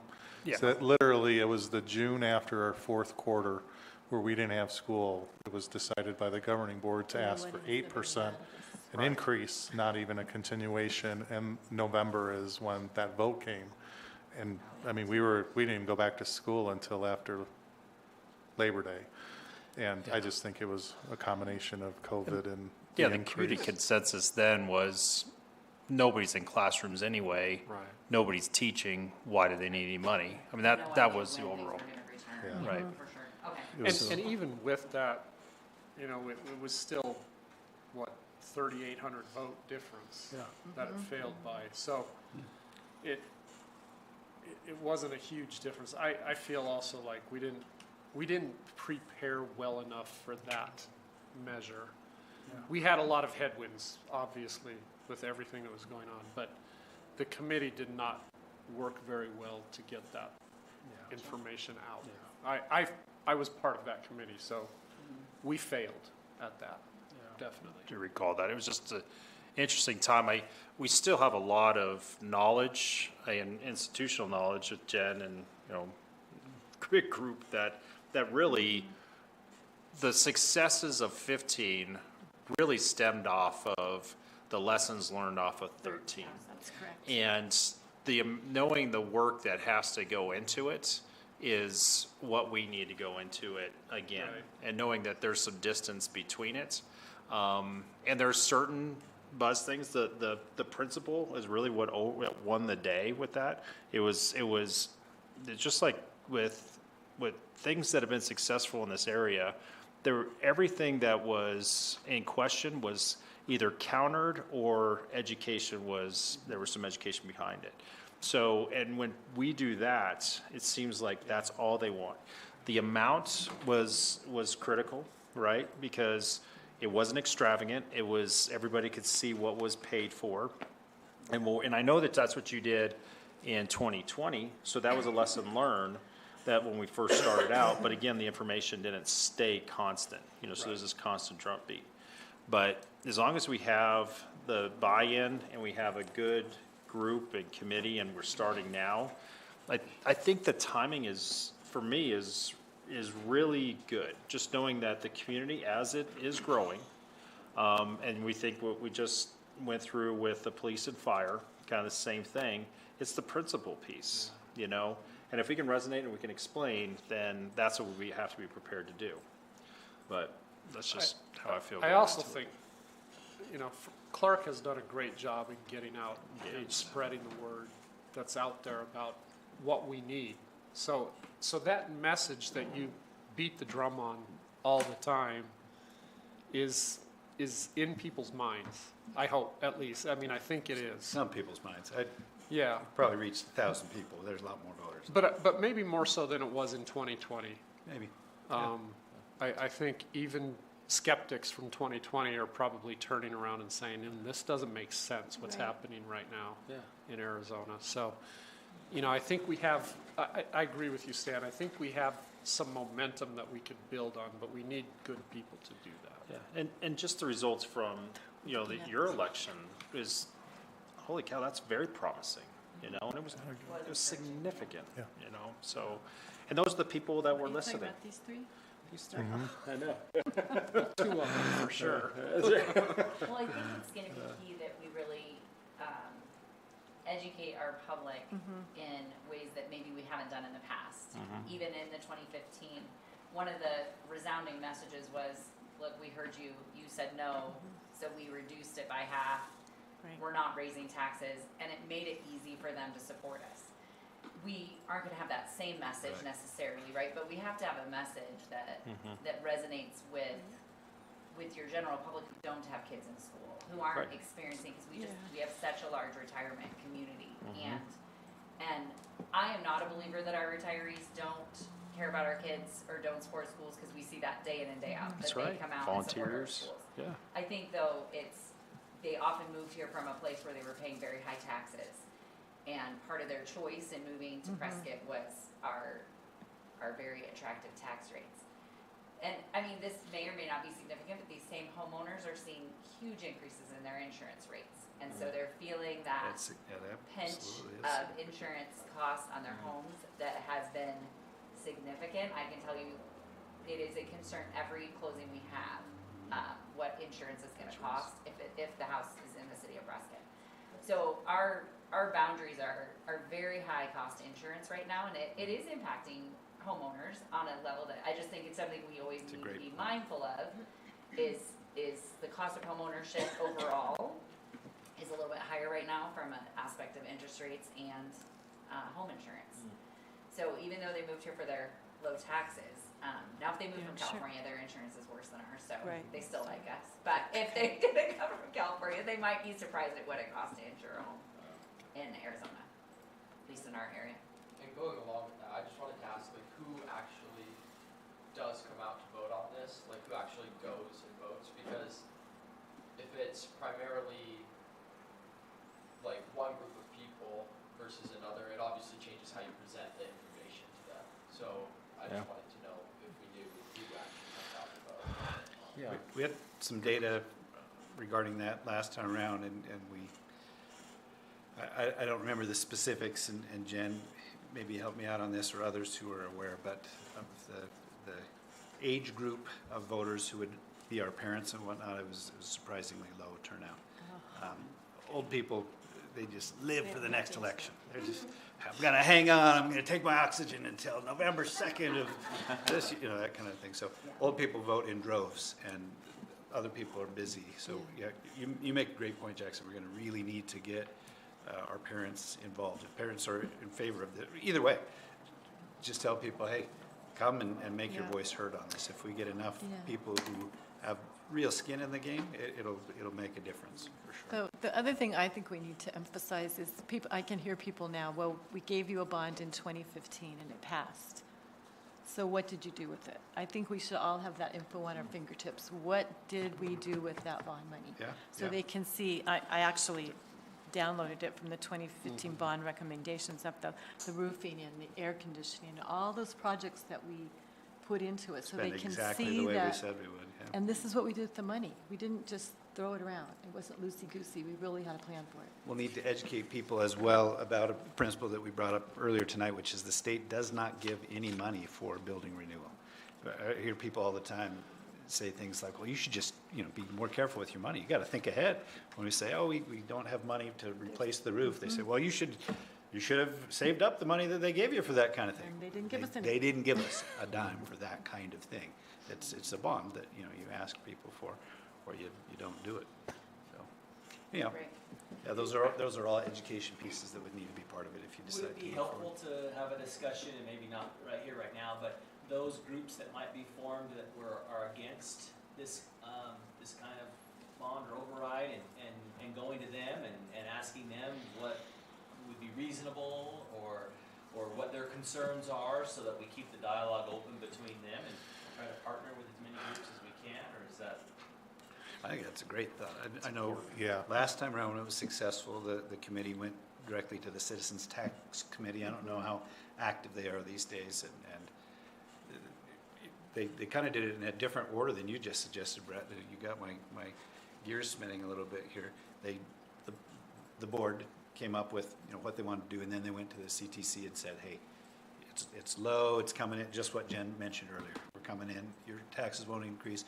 We just want you to not come out publicly against this, Right. and got tacit approval for that kind of I thing. think we need I to sort go of like to what you're the talking about, maybe going Republican to women. CTC or RWAP and saying, here's the needs. We're talking about an amount. What amount do you think is palatable? And if they say nothing at all, then Well, and I think it's important, to Jackson's point, he's asking who's voting, during our election, when we just ran, I went to RWAP on a regular basis, and it was really amazing to me how much they can get the vote out and get people to come out and vote, right? And I think we need to partner with people in our community who care deeply about voting, because that is the voice that's being heard. And if they don't understand what we're trying to accomplish, right. then they can't help us support that, and so I think including people in all different areas of our political For sure. climate in the discussions, and even if they're willing on our committees, and helping us form what is an amount that is palatable, what is going to have, if these are the items that we feel are important, what items do you take, Yeah. do you struggle with? I think that open dialogue in the beginning is really significant. Those are great ideas. I've already tentatively set up with RWAP to go and present to them in January, February, what you decide by then. But I love the idea of getting together some of their leadership in advance, a couple of board members, myself, and saying, yeah, here's where we're at. What questions do you have? How can we, find ground that we're both supportive of? If there's a way to, sorry, to, No, go ahead. if there's a way, I think the SFOB, School Facilities Board, is a Yeah. perfect example of how we could say quickly in bullet points, here's how we can upgrade our facilities. Look at And- the queues we're in right now and how Yeah, long, we're and not going to here's get it. what we get from the state. And just kind of compare and contrast those things, and let people see just the difficulty that goes into education budgeting in this state, in a district like ours that doesn't have additional funding. And I think people need to actually see that and internalize it and live it somehow.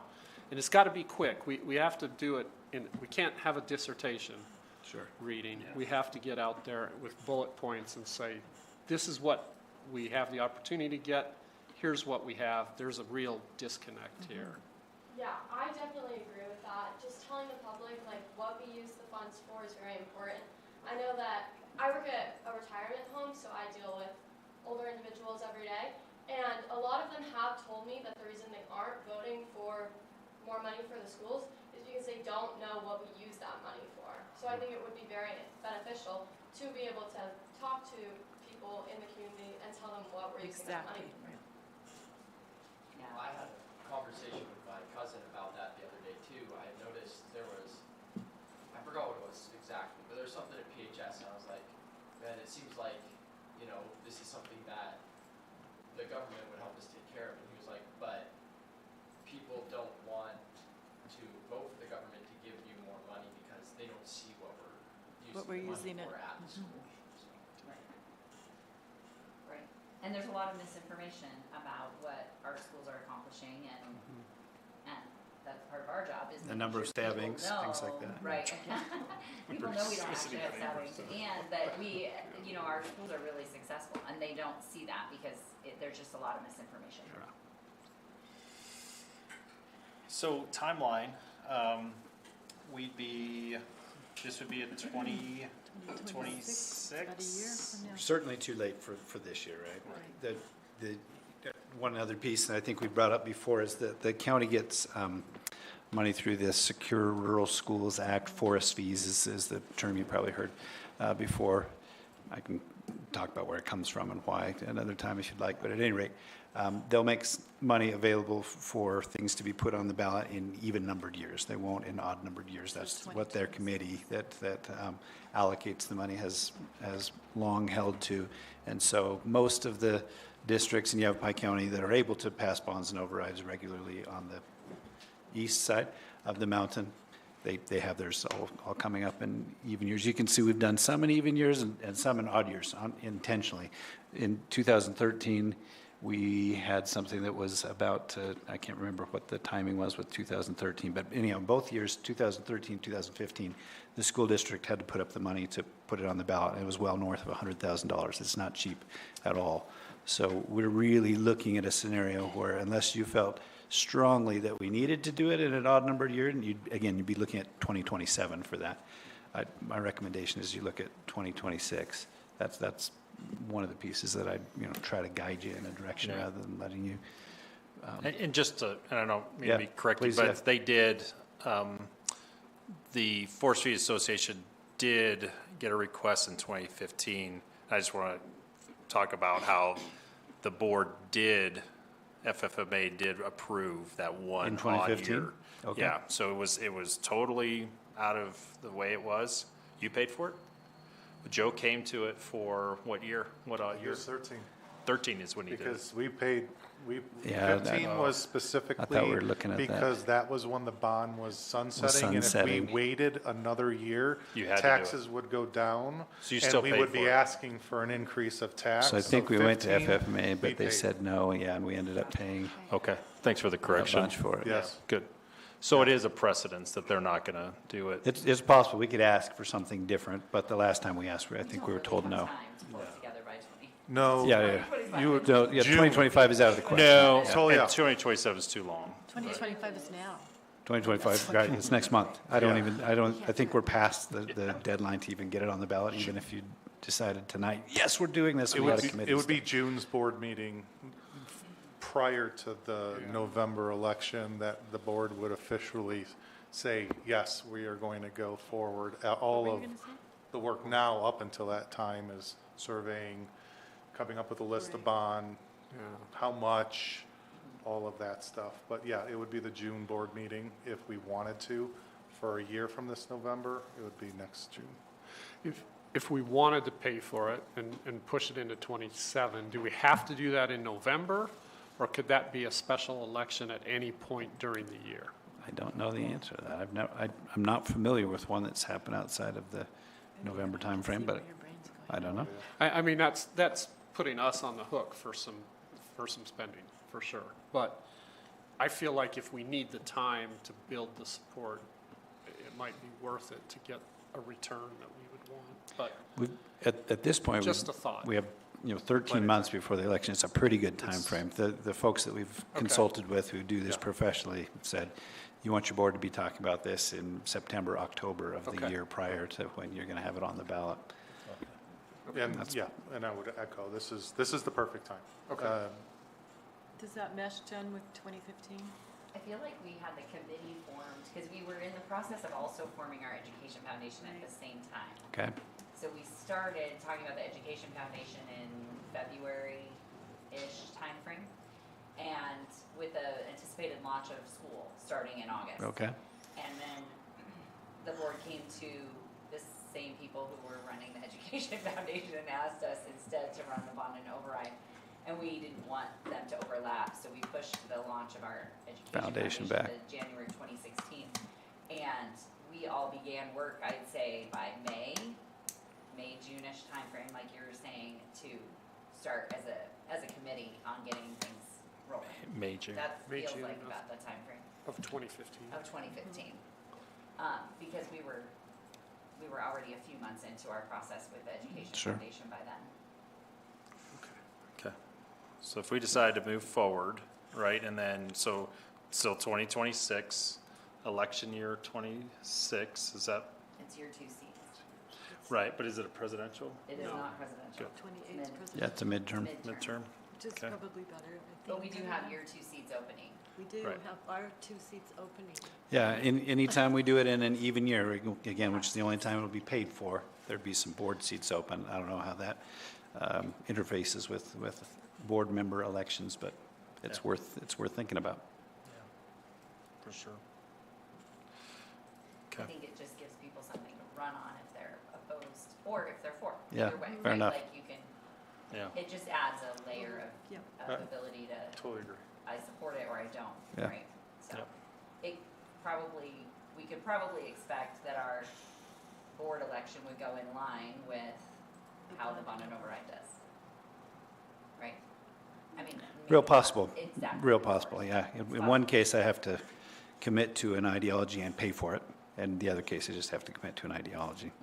People don't like paying for things, so I don't know that it would be one-to-one, but you're right, they're going to influence each other.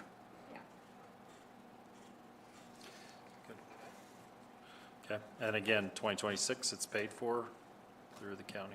Yeah, and I confirmed that with Steve King last week. Good. Right. What do you think? And so what are the next steps?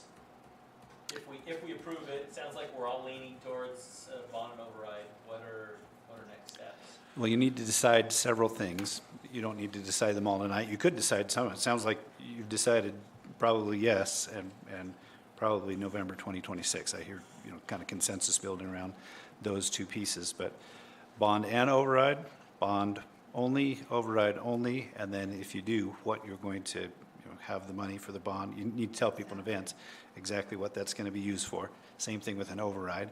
There's a number of different things. Override, is is our M&O budget, so it's mostly people. And I recommend that you if you're asking for a recommendation, that you focus it entirely on people and probably a raise for teachers.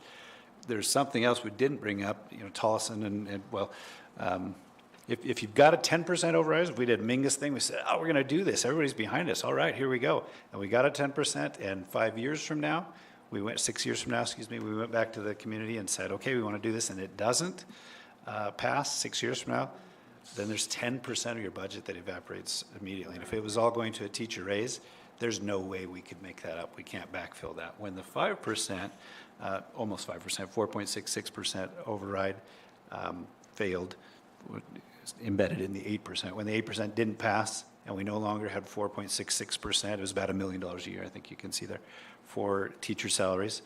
We just cut other places, and we kept teachers' pay the same. So it wasn't coming from the override anymore. It was just coming from what we got from the state. So we did less here, and we boosted class sizes there, and whatever, that kind of thing, and people kept getting paid the same. I would strongly recommend that we think carefully about putting ourselves in a situation where in the future we might need to cut teacher pay if it doesn't pass. So that's another reason to kind of keep, in addition to the tax increase amount being tolerable for people, keeping our ask for an override moderate makes it so that, if in the future people say no, we don't have as committed a board or as dedicated a committee or the political climate changes, that we could potentially somehow absorb that. 10% we couldn't absorb. Some amount of that would have to be realized in a pay cut for teachers in the future, which would be terrible. The optics of that are terrible. The feel of that is terrible.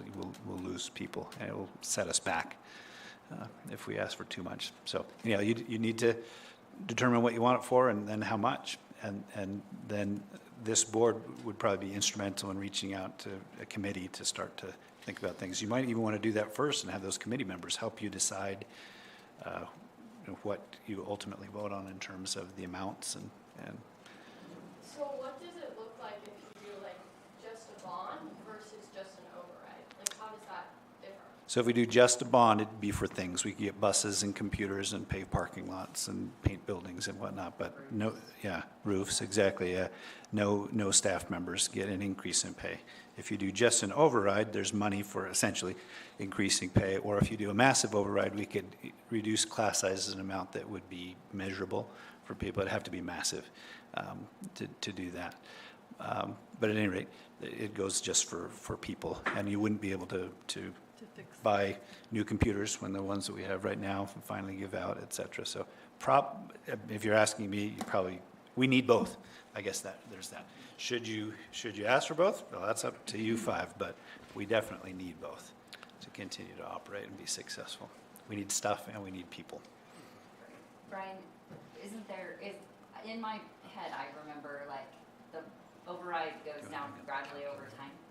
So yes, after the fifth year of 100% funding, you need to go out during that fifth year to ask for a continuation, and that's what we did. Yeah, a third. It goes down a third and third until it's down to zero, and that's what happened after the 2020 when our voters said no. So you don't have to make any of these decisions tonight, and you can, again, maybe form a committee of folks and get recommendations from them. But here's Brian's calculator, and Oh. we can put in, Brian, you want to kind of explain what we've got here? Again, Yeah. you don't have to work through this tonight, but I'd like you to know what you have available to you.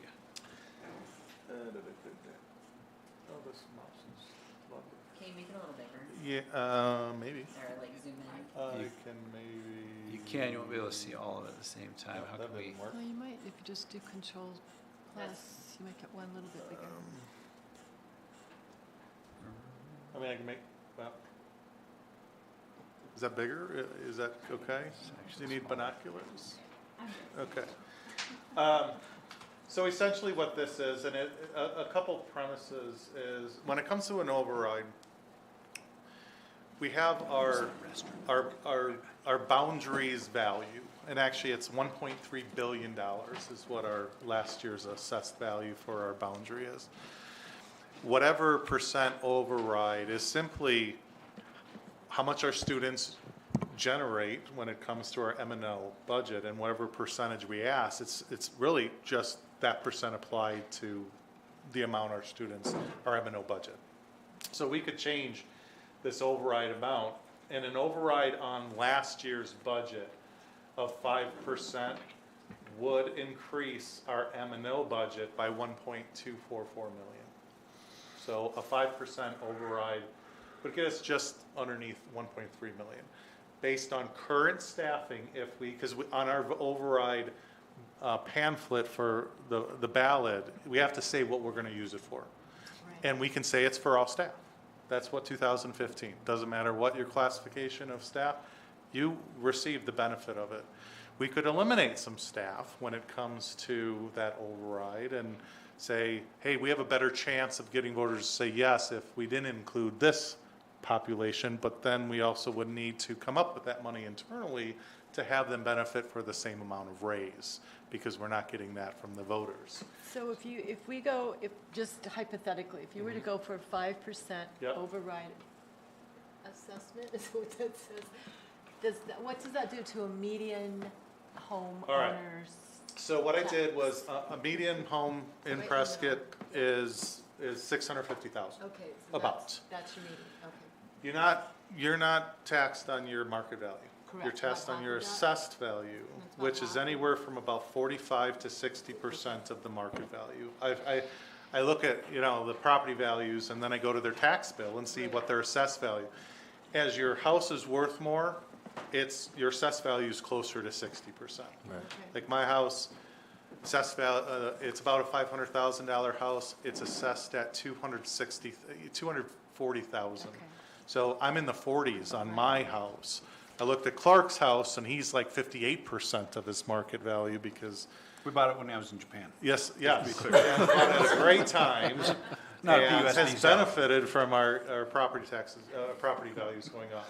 So we could change this number or this number, and it would drive how much the override tax would be and how much that house would Okay, so now be taxed on. So a $650,000 market value, if we're saying 56% of that's going to be their assessed value. Right. And that assessed value, actually, you're not even taxed on that. You're only taxed on 10% of of that value. But anyway, a $650,000 house at 56% assessed value, the tax on that house would be $32 a year. So if we change this to be 1 million, helps if the number lock is on, so it doesn't shift everywhere. Oh, no. Hold on a second. You're on column Z, Brian. Hold on. There you go. There you go. Yeah, the mouse is not working really well. And plus I have two mice. And there, this works. So if, we could say if someone had a $1.2 million house, and probably the assessed, let's just leave it at 56%.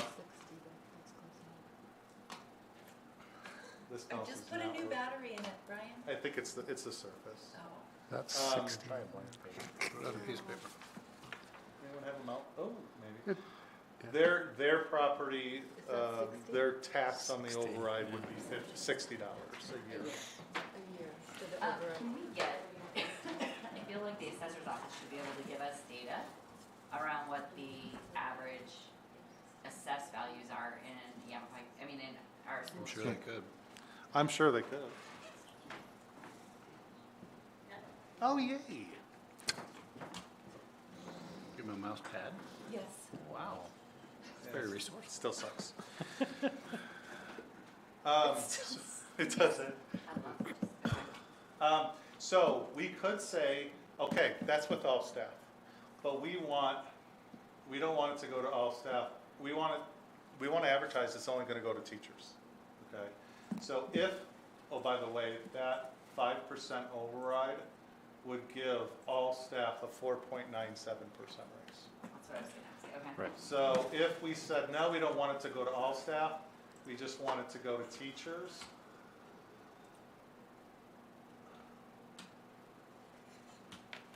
Okay, I'm the takeover. You take over. It's the mouse. It would actually give the teachers 10.38% raise.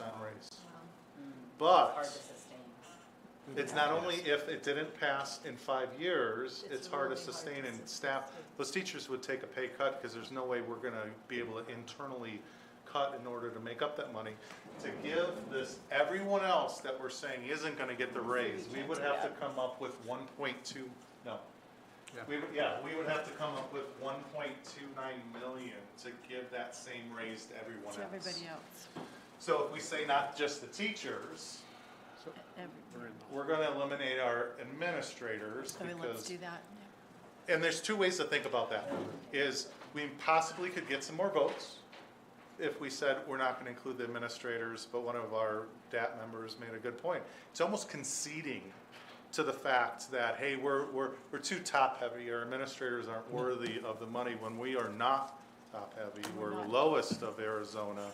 But if we did do that, that would give a 5.38% raise to everybody instead of the 4.9 something. So it's about 0.4, 0.5% more. And we would have to come up internally with $98,000 to give the administrators the same amount. Administrators in this case are our assistant superintendents, our superintendent principals, and assistant principals. Those are who we're saying is administration in this case. So it's just something to play with. You know, obviously, you can change the override amount to see what an 8% would be on the tax, what raise that would give. And so, anyway. Do we have access to this calculator in the link from your superintendent? I haven't shared it with you, but you certainly could. Yeah. Yeah, be happy. I'll do it as view only and then just make a copy of it so it's your copy and you can screw it up all you want. And then just go to the original, make a copy. You could log the fields you don't want us to play with. 58. Nah.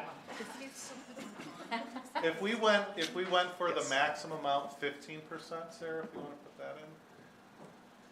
And if it, I mean, for all staff minus administrators, I mean, it'd be a 16% raise. But once again, if in 5 years we decide, that would generate $3.7 million. What's that costing our homeowner? Oh, yeah, let's go down.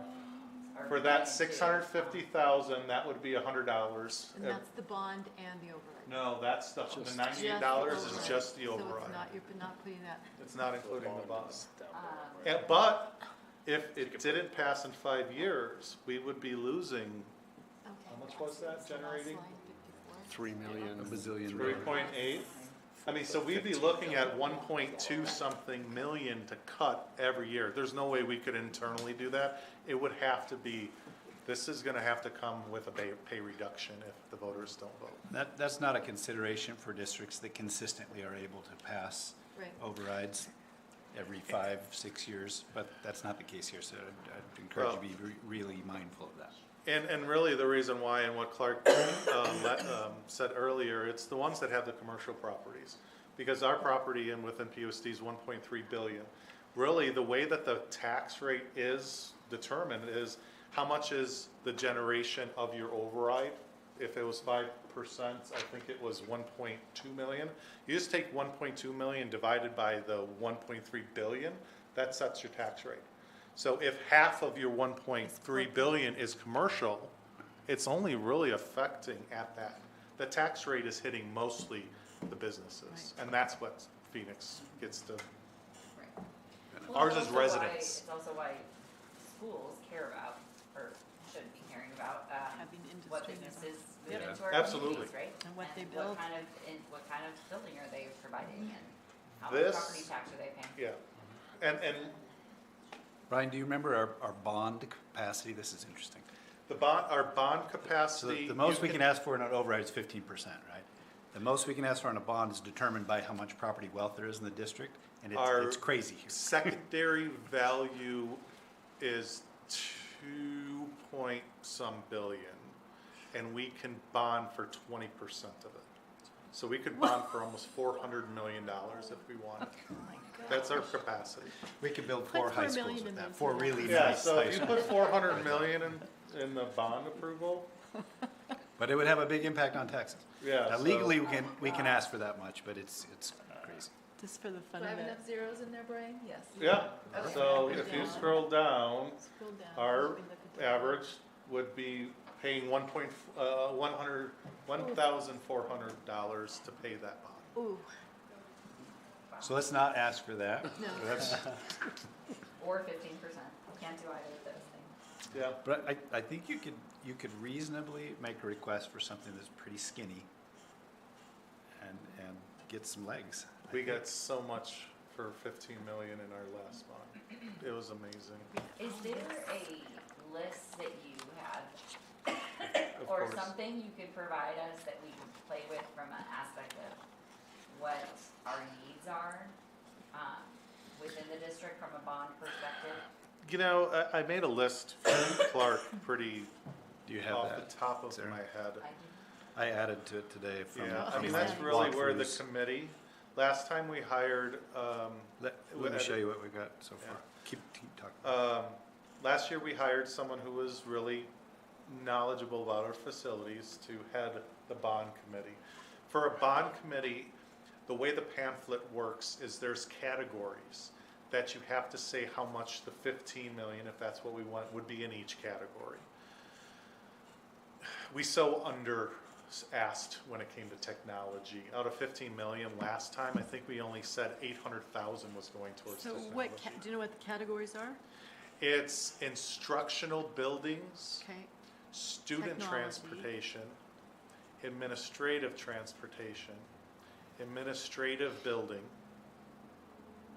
technology. I think that's it. but that was 6, I think that was 6. So wasn't it? like Were for you counting? administrative building, out of 15 million, we put on the pamphlet, we were gonna spend 500,000. And it just happens that we use it all on renovating this building for our district office. It was 500,000. So that's where the committee comes in. We have to be really careful of, we're really locked into those categories. We do issuances. So in the last 15 million bond, we did 3 issuances. Basically, it's saying, we're ready for more money. Sell the bonds, or whatever they do. We have bond legal counsel that does all of that. Every issuance, you actually have some flexibility to shift money between categories. It's a 10% basically, well, shift, because when you're doing the pamphlet, you'll be essentially saying for the next 10 years, 5 years, these are our needs. Well, needs change over time. Right. So there is a 10% Wiggle room. or- wiggle room is a good word. And we used it because we spent about $1.4 million on technology out of, instead of the 800 that we said, because, well, COVID hit and all of those things, we needed to update our technology. I came through, this was my brainstorm because I do the school facilities division and I kind of know. So this was my list. Laptops, computers, I mean, obviously you can read. I added about 5 or 6 things from my safety walkthroughs Yeah. with principals that I've done so far. Things that they pointed out, hey, we need better fencing here, or lighting here, or whatnot. Even voice evac fire alarm systems, PA systems, furniture, laptops, desktops, Chromebooks. Chromebooks are difficult because they're wonderful, because they only cost about $350 each, but they're used pretty well. And actually, they stopped supporting them. So older models of Chromebooks, they'll say, we're no longer supporting it, and that's a safety concern, and it's no longer usable for us. So we have to then, Do we own the Perfect. tennis courts at Granite Mountain? yes, I thought does the city not have any of that? Nope. That's just us. just us. So right now, that's just dead space Oh, because it's it's not totally even, dead and so space. that would be a wonderful use for the bond to make that an extension of a Biojet's playground, for an example. Or make it so that we can actually have some buildings on there, portables, to expand preschool and have some rooms there, so. I like the playground idea. So the courts would go when you put maybe a playground there. Anyway, I do like that. and like I said, besides the few that Clark, this is what I came up with in about 10 minutes. Some of these obviously are higher priority needs than others, right? We Yeah. absolutely have to get Chromebooks somehow, whether we have a bond or not. We don't absolutely have to, and we'll absolutely have to, replace some roofs. But once again, those are also school facilities division Right, fundable but things. So we have to be careful about that. Like Lincoln's roof, I would say, if school facility says that's 3 years from now, it would be like, no, we gotta spend bond money on that. It is just. There's But if some they- roofs, So though, that won't be there. covered by school facilities board, right? You've got Correct. some of those on there. Taylor Hicks's gymnasium and also their third and fourth grade building, anything that was paid for by bond. And it frustrates me because those buildings are there forever. The bond money is not. So if you build a high school out of bond money, none of that high school is eligible for school facilities division ever. Funds. because you built it out of Because you bond build it money. out of bond money. Oh, It's crazy. I didn't It know is, that. it's crazy. Kindergarten at at Lincoln was out of bond. The cafeteria, bookstore, part of that, the high school was a part of the 2008 was added on. So there are parts of our buildings that are not SFB fund eligible, period, ever. I wonder if our community will ask anything about the funds we receive from selling our district office in Miller Valley. And what happened to those funds and how are those funds being used to keep up our buildings currently? It's a good question and we'd be able to answer it I think because. it'd just be something that we might have to be able to address. Yeah, a majority of that, I think we ended up with, total out of all of our 3 cells, I think 3 million, somewhere around there. Most of our single point entry renovations came out of Came that. from that. Are Are there restrictions on that? What's that? There's restrictions on how you can spend that money. It can only be spent on capital, Okay, period. Capital and in construction. right. And renovation. And also our turf of our football field was out of that because that was one thing that was in the 2013 bond and we got a lot of feedback that that was a fluff item. And so it was not part of the pamphlet when it came to the 2015, so we used the sale of our building money for that. The track was paid out of the bond. The tennis courts was paid out of the bond at the high school. So I agree. But mostly of it has been on the football field and single point entry. And some of that money still has not been spent. It's Right. available for. Yes. And in fact, that's on your budget report as I saw it. presented item. Yep, it was, I saw it. It's Fund 502. Is that some of the funds that you were talking about we have to spend, use to pay for an HVAC on? Yes. Or our DAA, yes. Yeah, okay. Yeah. Yes. Yeah, it's there for that kind of an emergency. This has to happen. The school facilities board spent all of this year's money on last year's backlog.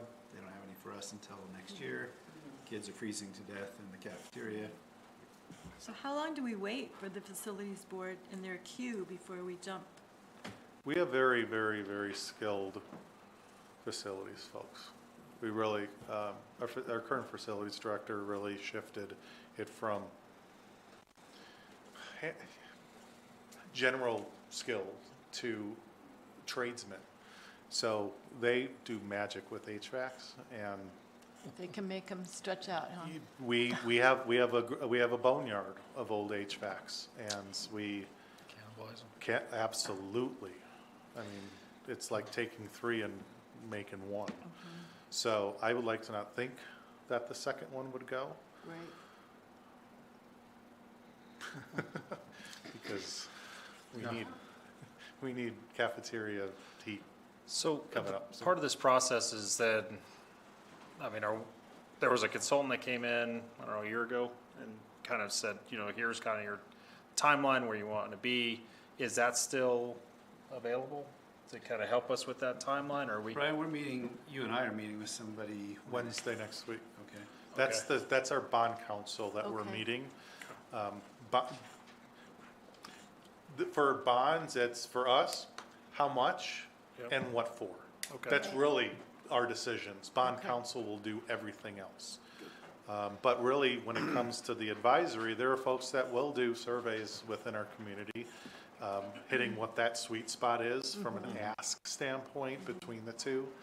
We were visited with one, I don't know, 3 months ago. Obviously, that stuff costs, and that would be districts' fund expenditures. The bond council. Yeah, we can get a consultant to help with that. You can Yeah. get a committee. You got 5 smart brains. You Yep. asked some great questions tonight and have some of you had experience being on committees in the Yeah, past. history. I mean, if this was a typical board, I'd say, man, we need some help. I don't know that I feel that way. I feel like we might have the expertise and knowledge base here in this room to make good decisions around this. What do you guys think? Put it as a future agenda item maybe is it worth voting on next month? About Yeah. whether we want to even proceed. Forward?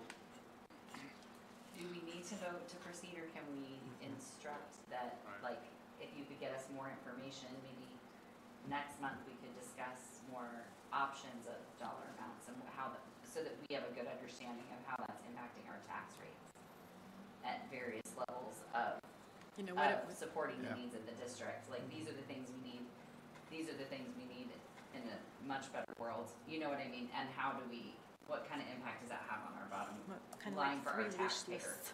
3 wish lists in a way, like these are absolutely necessary, would be nice, and I mean, I don't think any of them are ones that are I don't think unreasonable, like, so either, not. we're not. You didn't see the I'm not CFO seeing yell you ever on be there or anything, unreasonable about meeting things, like, you guys aren't asking for really, I'm sure there were people who thought the field was unreasonable, but that field has That's Didn't turned out to play be a on great that. investment. phenomenal Oh, my goodness. it's changed We're the everything. star of I mean, we don't have Northern that Arizona. I was just gonna say, advantage of it's the whole- when it at comes to least northern FIFA. Arizona. You know, besides that. The So hill. That was- I can't see the other coach across the field. You guys never got to visit that, you didn't have to deal with that. It was the 12th man is what we were saying. Is the vote, Well, yeah. Tackle people from nowhere. The field was the 12th, yes. is the Yes. vote only at the end then, when we finally say, yes, let's June. go forward with this? It's not going to be the discussion we have, but these have to be agendized Yes, yeah. to That just is discuss that. discussion items. Yeah. I think that needs to be on, Yeah. probably Do you- everybody. One thought I've got is, you know, I kind of asked you, hey, what questions you have, and I had a couple of general questions we've tried to address here. Now that you've discussed this, you might have lots of additional questions. Jane just came up with a good one from that list of bond items, which would be your A's and your B's and your C's in terms of priority. And you might ask questions like, if we did this much, what would the impact on property taxes be? If each of you had, you know, between 1 and 10 specific questions you'd like us to be able to answer for you, next month, you could go farther with the, you know, and you probably, again, you're going to want to determine, do you want to be advised by a committee before you set tentative amounts on this? Obviously, the final vote would come in June, but you're going to have, we're going to need to be moving toward that well before Right. June, right, with some specific figures. So do you want to come up with those figures based on what you know and what you're seeing, or do you want a wider group to do that? Kind of feel like under advisement, you know, you give us kind of some I ideas. have no idea. Because we're more read in, I mean, we'd ask any Right. community member to do this Right. and stand up. Would we, I mean, we could, I feel like we could be that representation. But what I kind of like is, and the next one is a timeline, so there's just Okay. make sure that we're hitting marks along the way, like a proposed timeline, that we don't miss something. Like, make a decision on a committee,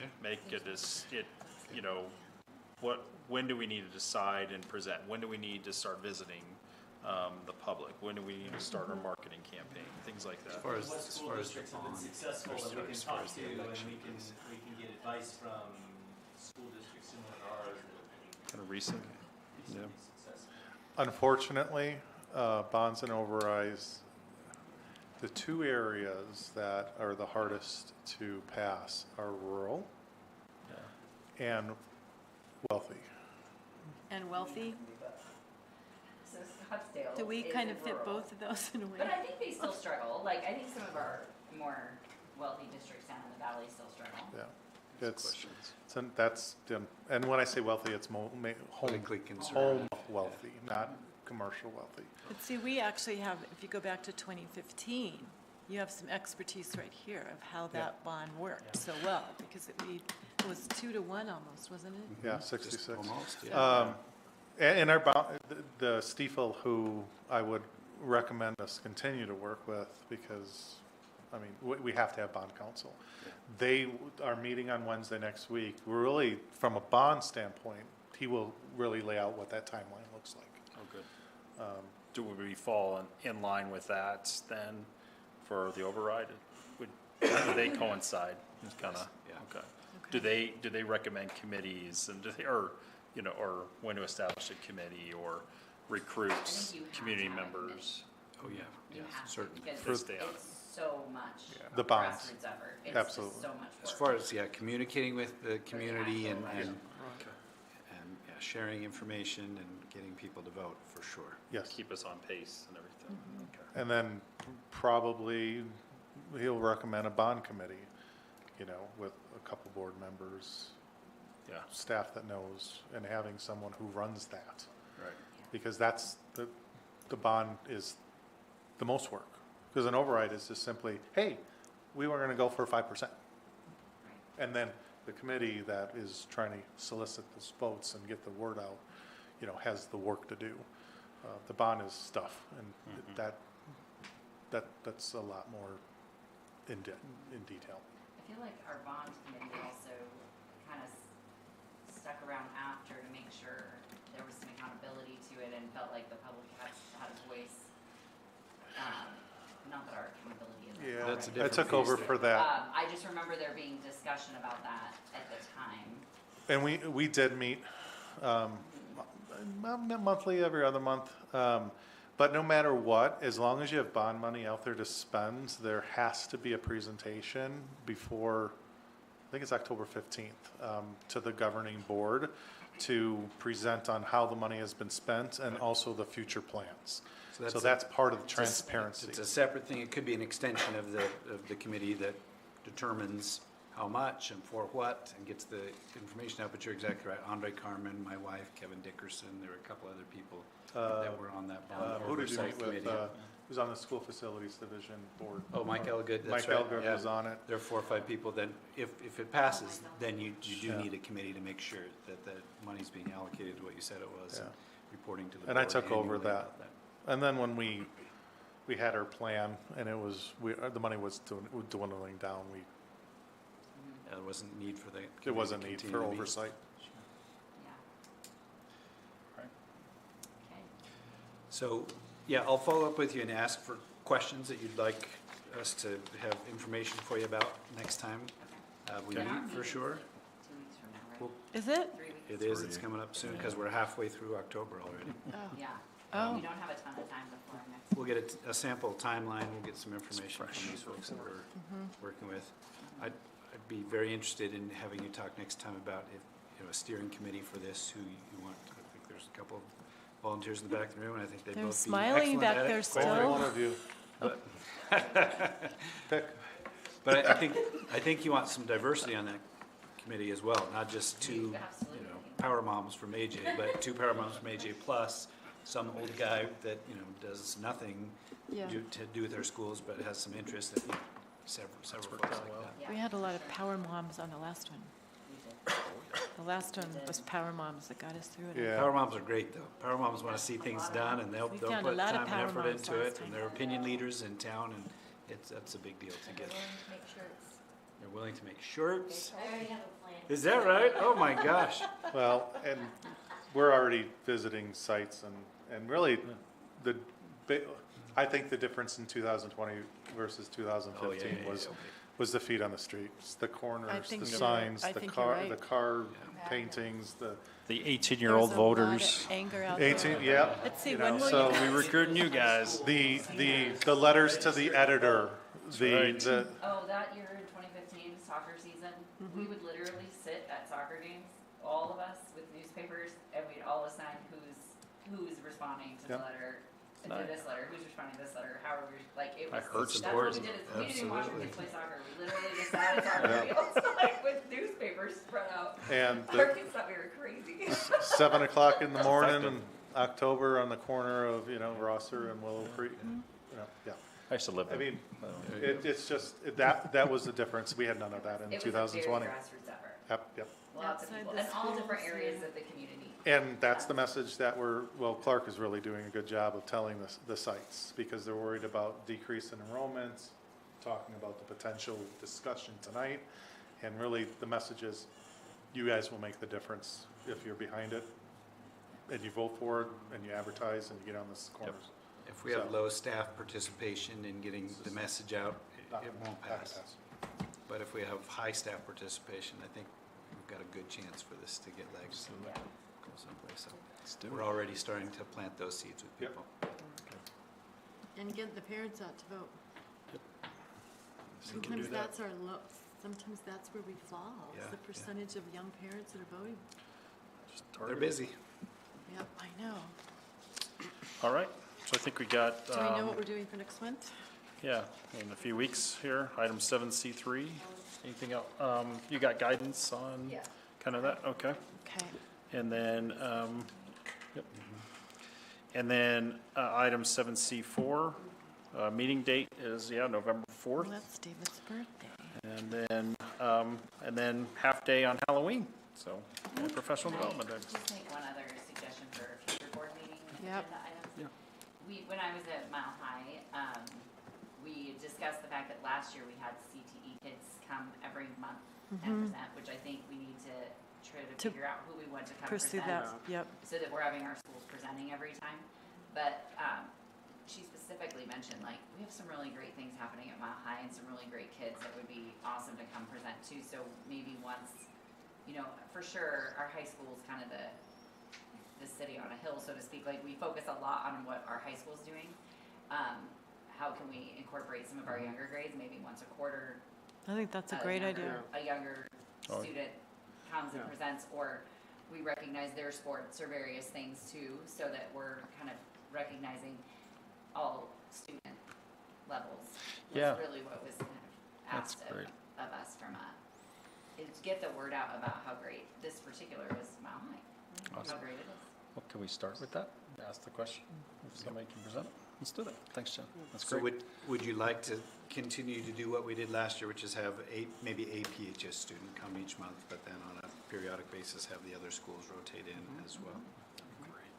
Okay. Yeah, I'd we love do to. both, I'd love to hear how the 5th and 6th graders at Granite Mountain come and tell us about their Chautauqua thing that they do, the presentations. It's and- such great skills for the kids too to Yeah. learn and just Present. be a part of their community. Can you help me arrange that? All right, great. Guys. Thanks, Jen. Yeah, we have slacked on the last couple of months. Yeah, we haven't And- started it yet. Yeah, and honestly, in our agenda review, Clark brought it up, but I just didn't think it was enough time just after fall break, but let's definitely start it up. Some of these high school groups that we approved them going out of town to their conferences and whatnot, then we really don't hear back from Yeah, them that'd be again. cool. Like, how did it go? Yeah, it'd be cool to hear What'd about you do this in conference Vegas? Did you stay in Vegas? All right, then we're adjourned. Thanks.